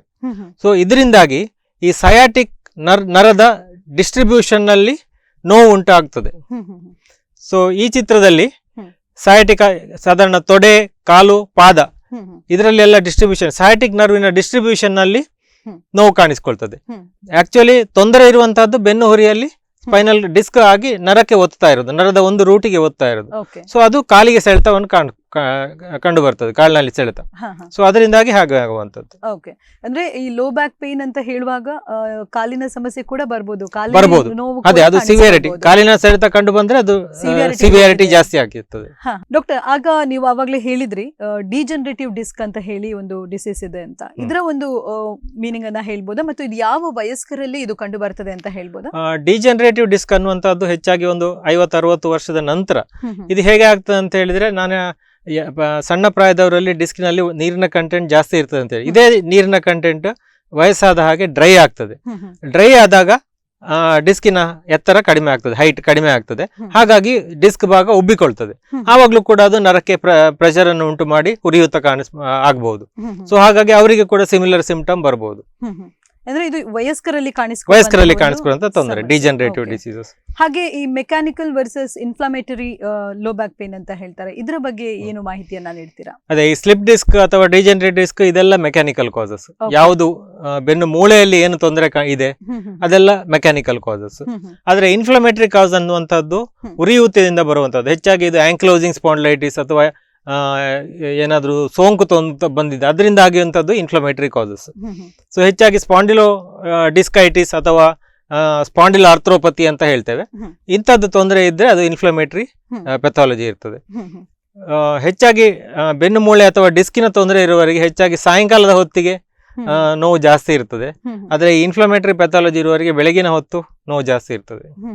ಅಂದ್ರೆ ಅದಕ್ಕೆ ಯಾವ ರೀತಿಯ ಒಂದು ಸಂಬಂಧ ಅಂತ ಹೇಳ್ಬೋದು? ಅದು ಯಾಕೆ ಅಂತ ಹೇಳಿದ್ರೆ, ನಿದ್ರೆಯಲ್ಲಿ ಮಸಲ್ಸ್ ಎಲ್ಲ ರಿಲ್ಯಾಕ್ಸ್ ಆಗ್ತವೆ. ಸೊ ಆವಾಗ ಸ್ವಲ್ಪ ಕೂಡ ಚಲನೆ ಉಂಟಾದಾಗ ನೋವು ಕಾಣಿಸ್ಕೊಳ್ತದೆ. ಅದೇ ರೀತಿ ಮೆಕ್ಯಾನಿಕಲ್ ಕಾಸಸ್ ಅಲ್ಲಿ ಆಕ್ಟಿವಿಟಿಯಿಂದಾಗಿ, ದೇಹದ ದೈನಂದಿನ ಚಟುವಟಿಕೆಗಳಿಂದಾಗಿ ಸಾಯಂಕಾಲ ಹೊತ್ತಿಗೆ ಅದು ನೋವು ಜಾಸ್ತಿ ಆಗ್ತದೆ. ಹಾಗೆ ಡಾಕ್ಟರ್, ಸಾಮಾನ್ಯವಾಗಿ ನಮಗೆ ಈಗ ಲೋ ಬ್ಯಾಕ್ ಪೇನ್ ಕಾಣಿಸಿಕೊಂಡ್ರೆ ನಾವು ಪ್ರಾಥಮಿಕ ಚಿಕಿತ್ಸೆಯನ್ನ ಪಡ್ಕೊಳ್ಬೇಕಾಗ್ತದೆ. ಆದ್ರೆ ಎಷ್ಟು ಅಂದ್ರೆ ಯಾವ ಟೈಮ್ಗೆ ನಾವು ಹೋಗ್ಬೇಕಾಗ್ತದೆ? 1-2 ದಿನ ನಾವು ಕಾದು ಅದನ್ನ ನೋಡಿ ಮತ್ತೆ ಹೋಗ್ಬೋದಾ ವೈದ್ಯರ ಹತ್ರ, ಅಥವಾ ಲೋ ಬ್ಯಾಕ್ ಪೇನ್ ಬಂತು ಹೇಳಿದ್ರೆ ಕೂಡಲೇ ನಾವು ವೈದ್ಯರನ್ನ ಸಂಪರ್ಕಿಸಬೇಕಾಗ್ತದ? ಹೆಚ್ಚಾಗಿ ಇದು ಸಯಾಟಿಕಾ ಎಲ್ಲ ಇದ್ರೆ ನೀವು ಕೂಡಲೇ ವೈದ್ಯರನ್ನ ಕನ್ಸಲ್ಟ್ ಮಾಡಬೇಕು. ಅಂದ್ರೆ low back pain with sciatica, ಕಾಲಿಗೆ ಸೆಳೆತ, one of the legs sciatica ಇದ್ರೆ ಕೂಡಲೇ ತೋರಿಸುವುದು ಉತ್ತಮ. ಆದ್ರೆ ಸಣ್ಣ ಪ್ರಮಾಣದ ಬೆನ್ನೋವು ಎಲ್ಲ ಇದ್ರೆ 1-2 ದಿವಸ ನೋಡ್ಕೊಂಡು ರೆಸ್ಟ್ ತಕೊಂಡು ಕಡಿಮೆ ಆಗಿಲ್ಲ ಅಂದ್ರೆ ಮತ್ತೆ ವೈದ್ಯರನ್ನು ಸಂಪರ್ಕಿಸಬಹುದು. ವೈದ್ಯರು ಕೂಡ ಮೊದಲನೇ ಬಾರಿ ಕನ್ಸಲ್ಟ್ ಮಾಡಿದ್ರಲ್ಲಿ ಯಾವುದೇ ಇನ್ವೆಸ್ಟಿಗೇಷನ್ ಮಾಡಬೇಕಾಗಿಲ್ಲ. ಹೆಚ್ಚಾಗಿ ಒಂದು 3-4 ವಾರಗಳ ತನಕ ಸಿಂಪ್ಟಮ್ಯಾಟಿಕ್ ಚಿಕಿತ್ಸೆಯಿಂದ ಏನು ತೊಂದರೆ ಪರಿಹಾರ ಆಗಲಿಲ್ಲ ಅಂದ್ರೆ ಮತ್ತೆ ನಾವು ಇನ್ವೆಸ್ಟಿಗೇಷನ್ ಮಾಡ್ತೇವೆ. ಅಂದ್ರೆ ಪ್ರಾಥಮಿಕವಾಗಿಯೇ ದೊಡ್ಡ ದೊಡ್ಡ ಟೆಸ್ಟ್ ಗಳನ್ನೇನು ಮಾಡೋದಿಲ್ಲ, ಚಿಕ್ಕ ಒಂದು ಮೆಡಿಸಿನ್ ಕೊಟ್ಟು ನೋವು ನಿವಾರಕಗಳನ್ನು ಕೊಟ್ಕೊಂಡು ನೋಡ್ತೇವೆ ಫಸ್ಟ್. ಓಕೆ. ಸೊ ಹಾಗೆ ಈ ಒಂದು ಫೇಬರ್ ಟೆಸ್ಟ್ ಅಂತ ಹೇಳ್ತಾರೆ, ಇದರ ಬಗ್ಗೆ ಯಾವ ರೀತಿಯ ಒಂದು ಮಾಹಿತಿಯನ್ನ ಕೊಡ್ತೀರಾ? ಫೇಬರ್ ಟೆಸ್ಟ್ ಅನ್ನುವಂಥದ್ದು ಇದು ಸೇಕ್ರೋಎಲಿಯಾಕ್ ಜಾಯಿಂಟ್ ಅಂತ ಇದೆ ಬೆನ್ನು ಹುರಿಯಲ್ಲಿ ಎರಡು ಸೈಡ್ಗಳಲ್ಲಿ. It's joints of the pelvis. So ಈ ಮೂಳೆ ಇದು ಹೆಚ್ಚಾಗಿ ಉರಿಯೂತದಲ್ಲಿ ಅಥವಾ ಈ ಆನ್ಕ್ಲೋಸಿಂಗ್ ಸ್ಪಾಂಡ್ಲೈಟಿಸ್ ಅಲ್ಲಿ ಸೇಕ್ರೋಎಲಿಯಾಕ್ ಜಾಯಿಂಟ್ ಇನ್ವಾಲ್ವ್ ಆಗಿರ್ತದೆ, ಅಥವಾ ಸೇಕ್ರೋಎಲಿಯೈಟಿಸ್ ಅಂತ ಹೇಳ್ತೇವೆ. ಅದು ಪೆಲ್ವಿಕ್ ಇನ್ಫ್ಲಮೇಟರಿ ಡಿಸೀಸ್ ಅಲ್ಲಿ ಕಾಣಿಸ್ಕೊಳ್ತದೆ. ಇದು ತೊಂದರೆ ಈಗ ಆಗಿದೆಯಾ ಅಂತ ಒಂದು ಫೇಬರ್ ಟೆಸ್ಟ್. ಫೇಬರ್ ಟೆಸ್ಟ್ ಅಂತ ಹೇಳಿದ್ರೆ ಫ್ಲೆಕ್ಷನ್, ಅಬ್ಡಕ್ಷನ್, ಎಕ್ಸ್ಟರ್ನಲ್ ರೊಟೇಷನ್ ಅನ್ನೋದರ ಒಂದು ಸಣ್ಣ ಸ್ವರೂಪದ ಹೆಸರು ಅದು. ಇದು ಏನಂತ ಹೇಳಿದ್ರೆ ಈ ತೊಂದರೆಯನ್ನು ಈ ಪರೀಕ್ಷೆಯನ್ನು ನಾವು ಪೇಷಂಟ್ ಅನ್ನು ಮಲಗಿಸಿಕೊಂಡು ಮಾಡ್ತೇವೆ. ಕಾಲನ್ನು ಮಡಚಿ ಇನ್ನೊಂದು ಕಾಲಿನ ಮೇಲೆ ಇಟ್ಟು ಅದನ್ನ ತಳ್ತೇವೆ, ಕೆಳಗೆ ಮೊಣಕಾಲನ್ನು ತಳ್ತೇವೆ. ಆವಾಗ ಸೇಕ್ರೋಎಲಿಯಾಕ್ ಜಾಯಿಂಟಿಗೆ ಸ್ಟ್ರೆಸ್ ಆಗ್ತದೆ, ಅದಕ್ಕೆ ನೋವು ಬರ್ತದೆ. ಅದು ಕಾಣಿಸ್ಕೊಂಡ್ರೆ ಫೇಬರ್ ಟೆಸ್ಟ್ ಪಾಸಿಟಿವ್ ಅಂತ ಹೇಳ್ತೇವೆ. ಸೊ ಸೇಕ್ರೋಎಲಿಯಾಕ್ ಜಾಯಿಂಟ್ ಇನ್ವಾಲ್ವ್ ಆಗಿದ್ರೆ ಫೇಬರ್ ಟೆಸ್ಟ್ ಪಾಸಿಟಿವ್ ಆಗಿರ್ತದೆ. ಹಾಗೆ ಸ್ಪೈನ್ ಡಿಫಾರ್ಮಿಟೀಸ್ ಅಂತ ಹೇಳ್ತೇವೆ, ಇದು ಯಾವ ರೀತಿಯ ಒಂದು ಸಮಸ್ಯೆ ಅಂತ ಹೇಳ್ಬೋದಾ? ಡಿಫಾರ್ಮಿಟಿ ಅಂತ ಹೇಳಿದ್ರೆ ವಕ್ರತೆ, ಹೆಚ್ಚಾಗಿ ಸ್ಕೋಲಿಯೋಸಿಸ್ ಅಂತ ಹೇಳ್ತೇವೆ. ಈ ತರದ ತೊಂದರೆ ಹೆಚ್ಚಾಗಿ ಸಣ್ಣ ವಯಸ್ಕರಲ್ಲಿ ಅಥವಾ ಎಸ್ಪೆಷಲಿ ಹುಡುಗಿಯರಲ್ಲಿ ಕಾಣಿಸಿಕೊಳ್ಳುವಂತ ತೊಂದರೆ. ಹಾಗೆ ವಯಸ್ಸಾದಾಗೆ ಡಿಜನರೇಟಿವ್ ಇಂದಾಗಿ ಕೂಡ ಸ್ಕೋಲಿಯೋಸಿಸ್ ಅನ್ನುವಂಥದ್ದು ಕಾಣಿಸ್ಕೊಳ್ಬಹುದು. ಸೊ ಇದರಲ್ಲಿ ಏನಂತ ಹೇಳಿದ್ರೆ ಒಂದು ಕಡೆ ಕಾನ್ವೆಕ್ಸ್ ಆಗಿರ್ತದೆ, ಒಂದು ಕಡೆ ಕಾನ್ವೆಕೇವ್ ಆಗಿರ್ತದೆ. ಕಾನ್ಕೇವ್ ಆಗಿರುವ ಸೈಡ್ ನಲ್ಲಿ ಸ್ಟ್ರೆಸ್ ಜಾಸ್ತಿ. ಸೊ ಹಾಗಾಗಿ ಆ ಭಾಗ ಹೆಚ್ಚು ಬೇಗ ಸವೆತ ಉಂಟಾಗ್ತದೆ, ಡಿಜನರೇಷನ್ ಉಂಟಾಗ್ತದೆ. ಸೊ ಹಾಗಾಗಿ ಅಲ್ಲಿ ನೋವು ಕಾಣಿಸಿಕೊಳ್ಳುವ ಸಾಧ್ಯತೆ ಇದೆ. ಸೊ ಯೂಶುವಲಿ ನಾವೀಗ ಹೇಳ್ಬೋದು ದೊಡ್ಡವರಲ್ಲಿ ಈ ಸಮಸ್ಯೆ ಕಾಣಿಸ್ಕೊಳ್ತದೆ ಅಂತ, ಆದ್ರೆ ಈಗ ನಾವು ನೋಡ್ಲಿಕ್ಕೆ ಹೋದ್ರೆ ಈಗಿನ ಪ್ರಸಕ್ತ ಒಂದು ಇದರಲ್ಲಿ ನೋಡ್ಲಿಕ್ಕೆ ಹೋದ್ರೆ ಮಕ್ಕಳು ಕೂಡ ಹೆಚ್ಚಾಗಿ ಈ ಒಂದು ಕಂಪ್ಯೂಟರ್ ಇರ್ಬೋದು, ಮೊಬೈಲ್ ಇರ್ಬೋದು, ಈ ಒಂದು ಯೂಸೇಜ್ ಅನ್ನ ಮಾಡ್ತಾ ಇದ್ದಾರೆ. ಸೊ ಹಾಗೆ ಮಕ್ಕಳಲ್ಲಿ ಈ ಒಂದು ಸಮಸ್ಯೆಗಳು ಬರುವ ಸಾಧ್ಯತೆ ಇದೆ. ಯಾಕಂದ್ರೆ ಕೆಲವಷ್ಟು ಮಕ್ಕಳಿಗೆ ಗೊತ್ತಿರುವುದಿಲ್ಲ, ಎಲ್ಲಿ ಪೇನ್ ಉಂಟಂತ ಹೇಳಲಿಕ್ಕೆ ಗೊತ್ತಿರುವುದಿಲ್ಲ. ಅವರಿಗೆ ಯಾವ ರೀತಿಯಲ್ಲಿ ಸಜೆಸ್ಟ್ ಮಾಡ್ತೀರಾ? ಅದೇ ಒಂದು ಇಂಪಾರ್ಟೆಂಟ್ ಹೇಳಿದ್ರೆ ಮೊಬೈಲ್ ಯೂಸ್ ಮಾಡುವಾಗ, ಯಾವುದೇ ಇದನ್ನು ಓದುವಾಗ ಅಥವಾ ಕಂಪ್ಯೂಟರ್ ಯೂಸ್ ಮಾಡುವಾಗ ಯಾವುದೇ ವಸ್ತುವನ್ನು ಕಣ್ಣಿನ ಲೆವೆಲ್ ನಲ್ಲಿ ಇಟ್ಕೊಳ್ಬೇಕು. ಮೊಬೈಲ್ ಯೂಸ್ ಮಾಡೋದಾದ್ರೂ ಸ್ವಲ್ಪ ಎತ್ತರದಲ್ಲಿ ಇಟ್ಕೊಂಡು ಯೂಸ್ ಮಾಡಬೇಕು. Of course using is not good for anybody for A long duration. So ಉಪಯೋಗ ಮಾಡುವಾಗ ಪ್ರಾಪರ್ ಪಾಸ್ಚರ್ ಇಂಪಾರ್ಟೆಂಟ್. ಎರ್ಗೋನಾಮಿಕ್ಸ್ ಅಂತ ಹೇಳ್ತೇವೆ. ಕುತ್ತಿಗೆ ಅಥವಾ ಅದರ ಪಾಸ್ಚರ್ ಅನ್ನು ಪ್ರಾಪರ್ ಆಗಿ ಇಟ್ಕೊಂಡು ಪರೀಕ್ಷೆ ಮಾಡ್ಬೇಕು, ಇದು ಓದ್ಬೇಕಾಗ್ತದೆ. ಅಂದ್ರೆ ನಮ್ಮ ಕೂತ್ಕೊಳ್ಳುವ ಭಂಗಿ ಸರಿ ಇರಬೇಕು, ಆವಾಗ ಅಂತಹ ಒಂದು ಆರೋಗ್ಯದ ಕಡಿಮೆ ಆಗ್ತದೆ. ಓಕೆ ಡಾಕ್ಟರ್, ಹಾಗೆ ನಾವೀಗ ನಮ್ಗೆ ಏನಾದ್ರೂ ಸಮಸ್ಯೆ ಬಂತು, ಲೋ ಬ್ಯಾಕ್ ಪೇನ್ ಬರ್ತಾ ಇದೆ ಅಂತ ಹೇಳಿ ನಾವು ವೈದ್ಯರ ಹತ್ರ ಹೋಗ್ತೇವೆ. ವೈದ್ಯರು ಕೂಡ ಎಕ್ಸ್ರೇ ಮಾಡ್ಬೇಕು ಅಂತ ಹೇಳ್ತಾರೆ. ಸೊ ಎಕ್ಸ್ರೇ ಮಾಡ್ಬೇಕು ಅಂತ ಹೇಳಿದ ಕೂಡಲೇ ಸ್ವಲ್ಪ ಇಲ್ಲಿ ಗಲಿಬಿಲಿಗೆ ಪೇಷಂಟ್ಸ್ ಒಳಗಾಗ್ತಾರೆ. ಸೊ ಈ ಒಂದು MIR ಸ್ಕ್ಯಾನ್ ಇರ್ಬೋದು ಅಥವಾ ಈ ಒಂದು ಎಕ್ಸ್ರೇ ಇರ್ಬೋದು, ಇದನ್ನ ಯಾವ ರೀತಿಯಲ್ಲಿ ಹೇಳ್ತೀರಾ? ಯಾಕೆ ಇದು ಅಗತ್ಯ? ಎಕ್ಸ್ರೇ ಅಥವಾ ಕ್ಷಕಿರಣ ಇದು ಹೆಚ್ಚಾಗಿ ಬೇಸಿಕ್ ಆಗಿ ಮಾಡುವಂತ ಪರೀಕ್ಷೆ. ಇದು ಏನಂತ ಹೇಳಿದ್ರೆ ಒಂದದೇ 3 ವಾರ 4 ವಾರ ಶಮನ ಆಗ್ಲಿಲ್ಲ ಅಂದ್ರೆ ಮತ್ತೆ ನಾವು ಸಜೆಸ್ಟ್ ಮಾಡ್ತೇವೆ. ಇದು ಏನಕ್ಕೆ ಮಾಡ್ತೇವೆ ಅಂತ ಹೇಳಿದ್ರೆ, ಇದು ಡಿಸ್ಕ್ ತೊಂದರೆಯನ್ನು ಕಂಡುಹಿಡಿಯಲಿಕ್ಕಲ್ಲ, ಇದು ಬೇರೆ ಮೂಳೆಗಳದ್ದು ಏನಾದ್ರೂ ತೊಂದರೆಯಿಂದಾಗಿ ಬೆನ್ನು ನೋವು ಬರ್ತಿದೆ ಅಂತ ಒಂದು ಪ್ರಾಥಮಿಕ ಅಥವಾ ಒಂದು baseline x-ray first time ಬಂದಾಗ ಒಂದು ಮಾಡುವಂತ ಎಕ್ಸ್ರೇ. ಇದರಲ್ಲಿ ಏನು ತೊಂದರೆ ಕಾಣಿಸಿಲ್ಲ ಅಥವಾ ಏನಾದ್ರು ಅಥವಾ ಬೇರೆ ಏನಾದ್ರೂ ತೊಂದರೆ ಇರ್ಬೋದು, ಅದನ್ನು ಪರೀಕ್ಷೆ ಮಾಡಿ ನೋಡ್ಲಿಕ್ಕೆ ಫಸ್ಟಿಗೆ. ಆಮೇಲೆ MRI ಸ್ಕ್ಯಾನ್ ಅಂತ ಹೇಳುವಂತದ್ದು ಇಟ್ಸ್ ಅ ಹೈಯರ್ ಇನ್ವೆಸ್ಟಿಗೇಷನ್. ಅದು ಸೇಫ್, ಅದರಲ್ಲಿ ರೇಡಿಯೇಷನ್ ಎಕ್ಸ್ಪೋಜರ್ ಏನು ಇರುವುದಿಲ್ಲ. ಸೊ ಅದರಲ್ಲಿ ಏನಂತ ಹೇಳಿದ್ರೆ ನಮ್ಗೆ ಮೂಳೆಗಳಲ್ಲದೆ ಡಿಸ್ಕ್ ಮತ್ತೆ ಸ್ಪೈನಲ್ ಕಾರ್ಡ್, ನರಗಳು, ರಕ್ತನಾಳ, ಮಾಂಸಖಂಡಗಳು, ಈ ತರದ ಎಲ್ಲವೂ ನಮ್ಗೆ ಕ್ಲಿಯರ್ ಆಗಿ ಕಾಣಿಸುತ್ತವೆ. ಸೊ ಹಾಗಾಗಿ it's a very good investigation to know soft tissue injuries, soft tissue problems. ಅಂದ್ರೆ ಈ ಒಂದು ಎಕ್ಸ್ರೇ ಅಥವಾ MRI ಸ್ಕ್ಯಾನ್ ಅಂತ ಹೇಳುವಾಗ ಜನರು ಹೆದರುವ ಅವಶ್ಯಕತೆ ಇಲ್ಲ. ಇದು ನಮ್ಮ ಬಾಡಿ ಪಾರ್ಟ್ ನ ಒಳಗೆ ಯಾವ ರೀತಿಯ ಸಮಸ್ಯೆಗಳು ಇದೆ ಅಂತ ಹೇಳುವುದನ್ನ ಪತ್ತೆ ಹಚ್ಚಲಿಕ್ಕೆ ಮಾಡುವಂತದ್ದು. ಡಾಕ್ಟರ್, ಹಾಗೆ ನಾವು ಈ ಒಂದು ರೆಡ್ ಫ್ಲಾಗ್ ಸೈನ್ಸ್ ಅಂತ ಹೇಳ್ತೇವೆ, ಇದು ಏನು ಅಂತ ಹೇಳಿ ನಮ್ಮ ವೀಕ್ಷಕರಿಗೆ ಮಾಹಿತಿಯನ್ನ ಕೊಡ್ತೀರಾ? ರೆಡ್ ಫ್ಲಾಗ್ ಸೈನ್ಸ್ ಅಂತ ಹೇಳಿದ್ರೆ ಇದೊಂದು ತೀವ್ರತರವಾದ ತೊಂದರೆಯನ್ನು ಸೂಚಿಸುವಂತ ಕೆಲವು ಚಿಹ್ನೆಗಳು. ಸೊ ಏನಂತ ಹೇಳಿದ್ರೆ, ಒಂದು ಕಂಪ್ಲೀಟ್ ಸ್ಪರ್ಶ ಜ್ಞಾನ ಹೋಗಿರುವಂತದ್ದು, ಒಂದು ನರದ ಡಿಸ್ಟ್ರಿಬ್ಯೂಷನ್, ಬೇರಿನ ಡಿಸ್ಟ್ರಿಬ್ಯೂಷನ್ ನಲ್ಲಿ ಸ್ಪರ್ಶ ಜ್ಞಾನ ಇಲ್ಲದೆ ಇರುವುದು, ಅಥವಾ ಯಾವುದಾದ್ರೂ ಒಂದು ರೂಟಿನ ಚಲನವಲನದಲ್ಲಿ ವ್ಯತ್ಯಾಸ, ಕುಂಠಿತ ಆಗಿರುವಂತದ್ದು, ಅಂದ್ರೆ ವೀಕ್ನೆಸ್ ಅಂತ ಹೇಳ್ತೇವೆ, ಅಥವಾ ಯುರಿನರಿ ಅಥವಾ ಬ್ಲಾಡರ್ ಡಿಸ್ಟರ್ಬೆನ್ಸ್ ಅಥವಾ ಮಲಮೂತ್ರಗಳ ತೊಂದರೆ ಉಂಟಾಗುವಂಥದ್ದು, ಐದರ್ ಇನ್ಕಾಂಟಿನೆನ್ಸ್ ಅಥವಾ ಕಂಪ್ಲೀಟ್ ರಿಟೆನ್ಷನ್, ಆ ಥರ ತೊಂದರೆ, ಈ ಥರ ಎಲ್ಲ ಆಗುವಂಥದ್ದು ಅದು ಸಿಗ್ನಿಫಿಕೆಂಟ್ ನರದ ತೊಂದರೆಯನ್ನು ಹೇಳ್ತದೆ, ನರಕ್ಕೆ ಒತ್ತಡ ಆಗಿದೆ ಅಂತ ಹೇಳಿ. ಆ ಥರ ಆದಾಗ ಇಮಿಡಿಯೇಟ್ ಚಿಕಿತ್ಸೆ ಆಗಬೇಕು. ಅಂದ್ರೆ ಈ ಒಂದು ಶಸ್ತ್ರಚಿಕಿತ್ಸೆ ಇದಕ್ಕೆ ಪರಿಹಾರ ಆಗಿರ್ತದ ಅಥವಾ ಬೇರೆ ಯಾವ್ದಾದ್ರು? ರೆಡ್ ಫ್ಲಾಗ್ ಸೈನ್ಸ್ ಇದ್ದಾಗ ಶಸ್ತ್ರಚಿಕಿತ್ಸೆ ಅಗತ್ಯ ಇದೆ. ತೀವ್ರ ರೆಡ್ ಫ್ಲಾಗ್ ಸೈನ್ಸ್ ಇದ್ದಾಗ ವಿದಿನ್ 24 ಅವರ್ಸ್ ಶಸ್ತ್ರಚಿಕಿತ್ಸೆ ಅಗತ್ಯ ಇದೆ. ಅಂದ್ರೆ ಇದು ಗಾಂಭೀರ್ಯದ ಒಂದು ಸಮಸ್ಯೆಯಾಗಿ ಪರಿಣಮಿಸಿರ್ತದೆ ಆವಾಗ. ಓಕೆ, ಅದನ್ನು ಕೂಡಲೇ ಪರಿಹರಿಸಬೇಕು, ಆ ಒತ್ತಡವನ್ನು ಕೂಡಲೇ ತೆಗಿಬೇಕಾಗ್ತದೆ. ಓಕೆ, ಸೊ ನಾವು ಯಾವಾಗ್ಲೂ ಸಹ ಒಂದು ಬೆನ್ನು ನೋವಿನ ಸಮಸ್ಯೆ, ಕೆಳಬೆನ್ನು ನೋವು ಬರ್ತಾ ಇದೆ ಅಂತ ಹೇಳಿದ್ರೆ ಅದನ್ನ ಸಾಮಾನ್ಯವಾಗಿ ತೆಗೆದುಕೊಂಡು ಬಿಡ್ತೇವೆ. ಹಾಗಿರುವಾಗ ನಾವು ಯಾವಾಗ ಅದನ್ನ ನಿರ್ಲಕ್ಷಿಸ್ತೇವೋ ಅವಾಗ ಅದು ಗಾಂಭೀರ್ಯದ ಸಮಸ್ಯೆಯಾಗಿ ಕೂಡ ಪರಿಣಮಿಸಬಹುದು. ಪ್ರಾರಂಭದಲ್ಲಿ ಅದು ಸ್ವಲ್ಪ ಇರ್ತದೆ, ಆಮೇಲೆ ಭಾರ ಎತ್ತುವಂಥದ್ದು ಅಥವಾ ಮತ್ತೇನಾದ್ರೂ ಇಂಜುರಿ ಆಗುವಂಥದ್ದು, ಅದರಿಂದಾಗಿ ಪ್ರತಿ ಸಾರಿ ಆಗುವಾಗಲೂ ಅದು ಸಿವಿಯಾರಿಟಿ ಜಾಸ್ತಿ ಆಗ್ತಾ ಹೋಗ್ತದೆ. ಹಾಗಾದ್ರೆ ಡಾಕ್ಟರ್, ಇದು ಈಗ ನೀವು ಹೇಳಿದ್ರಿ ಯಾವಾಗಲೇ ಮಹಿಳೆಯರಲ್ಲಿ ಹಾರ್ಮೋನ್ ನ ಸಮಸ್ಯೆ ಬರುವಾಗ ಕೂಡ ಈ ಒಂದು ಸಮಸ್ಯೆಗಳು ಕಾಣ ಸಿಗ್ತದೆ ಅಂತ. ಯಾವ ರೀತಿಯಲ್ಲಿ ನಾವು ಇದನ್ನ ವಿಶ್ಲೇಷಿಸಬಹುದು ಅಂತ ಹೇಳ್ಬೋದಾ? ಇದನ್ನು ಪೋಸ್ಟ್ ಮೆನೋಪಾಸಲ್ ಆಸ್ಟಿಯೋಪೊರೋಸಿಸ್ ಅಂತ ಹೇಳ್ತೇವೆ. ಆ ಮಹಿಳೆಯರಲ್ಲಿ oestrogen is a protective hormone. So hormone oestrogen ovaries ಅಲ್ಲಿ ಪ್ರೊಡಕ್ಟ್ ಆಗೋದು ನಿಂತ ಮೇಲೆ ಸೊ ಮೂಳೆಗಳಲ್ಲಿ ಕ್ಯಾಲ್ಸಿಯಂ ಸಾಂದ್ರತೆ ಕಡಿಮೆ ಆಗ್ತವೆ. ಸೊ ಅದರಿಂದ ಕೂಡ ಬೆನ್ನು ನೋವು ಕಾಣಿಸ್ಕೊಳ್ತದೆ. ಡಾಕ್ಟರ್, ಈ ಕೆಳಬೆನ್ನು ನೋವಿನ ಸಮಸ್ಯೆಯ ಬಗ್ಗೆ ಮತ್ತಷ್ಟು ಮಾಹಿತಿಯನ್ನು ನಮ್ಮ ವೀಕ್ಷಕರಿಗೆ ಕೊಡೋಣ.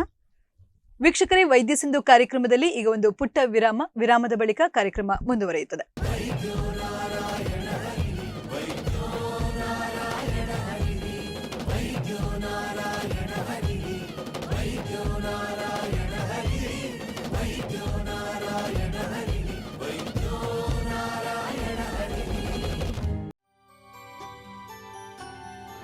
ನಮಗ ನೋಲ್ತಿಕು ನಮಗ ಒಂದೇ ನೋಲ್ತಿಕು ನಮಗ ಒಂದು ಆಶೋಪ ಪಲ್ಲೆ ಹೂವಲ್ಲಿ ಉಂಟೆ ಅಡೆ ಪೋಡ ಅದೇ ಪೋಡು ನಬ ನ ನೋಲ್ತಿಕು ನಮಗ ಹೌದಾ ಒಂದು ಒಂದು ಮುಲ್ಪ ಪಲ್ಲೆ ಮೂಲೆ ಉಂಟು ಅಡೆ ಪೋಡ ಶೇ ಹಂಗ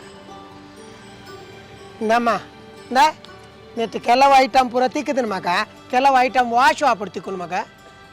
ಒಂದು ಮಾತ ಬೇತೆ ಬೇತೆ ಅಂಗಡಿಗೆ ತೊಂದರೆ ಒಂದು ಮಾತ ಒಂದೇ ಕಡೆ ತಿಕ್ಕೊಂಡಿ Girija health care and surgicals.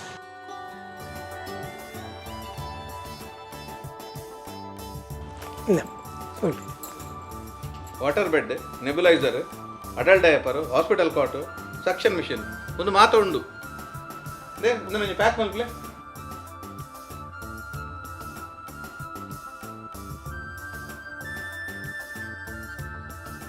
Girija health care and surgical ಮಾತಾತಿಕೊಂಡು. Girija health care and surgicals, Guru Nityanand building, Kalpana road near Mitra hospital Udupi. Ground floor, city plaza near PVS circle and Lalitha jewellery, next to Durgamba transport office, Shedigudde, Mangaluru.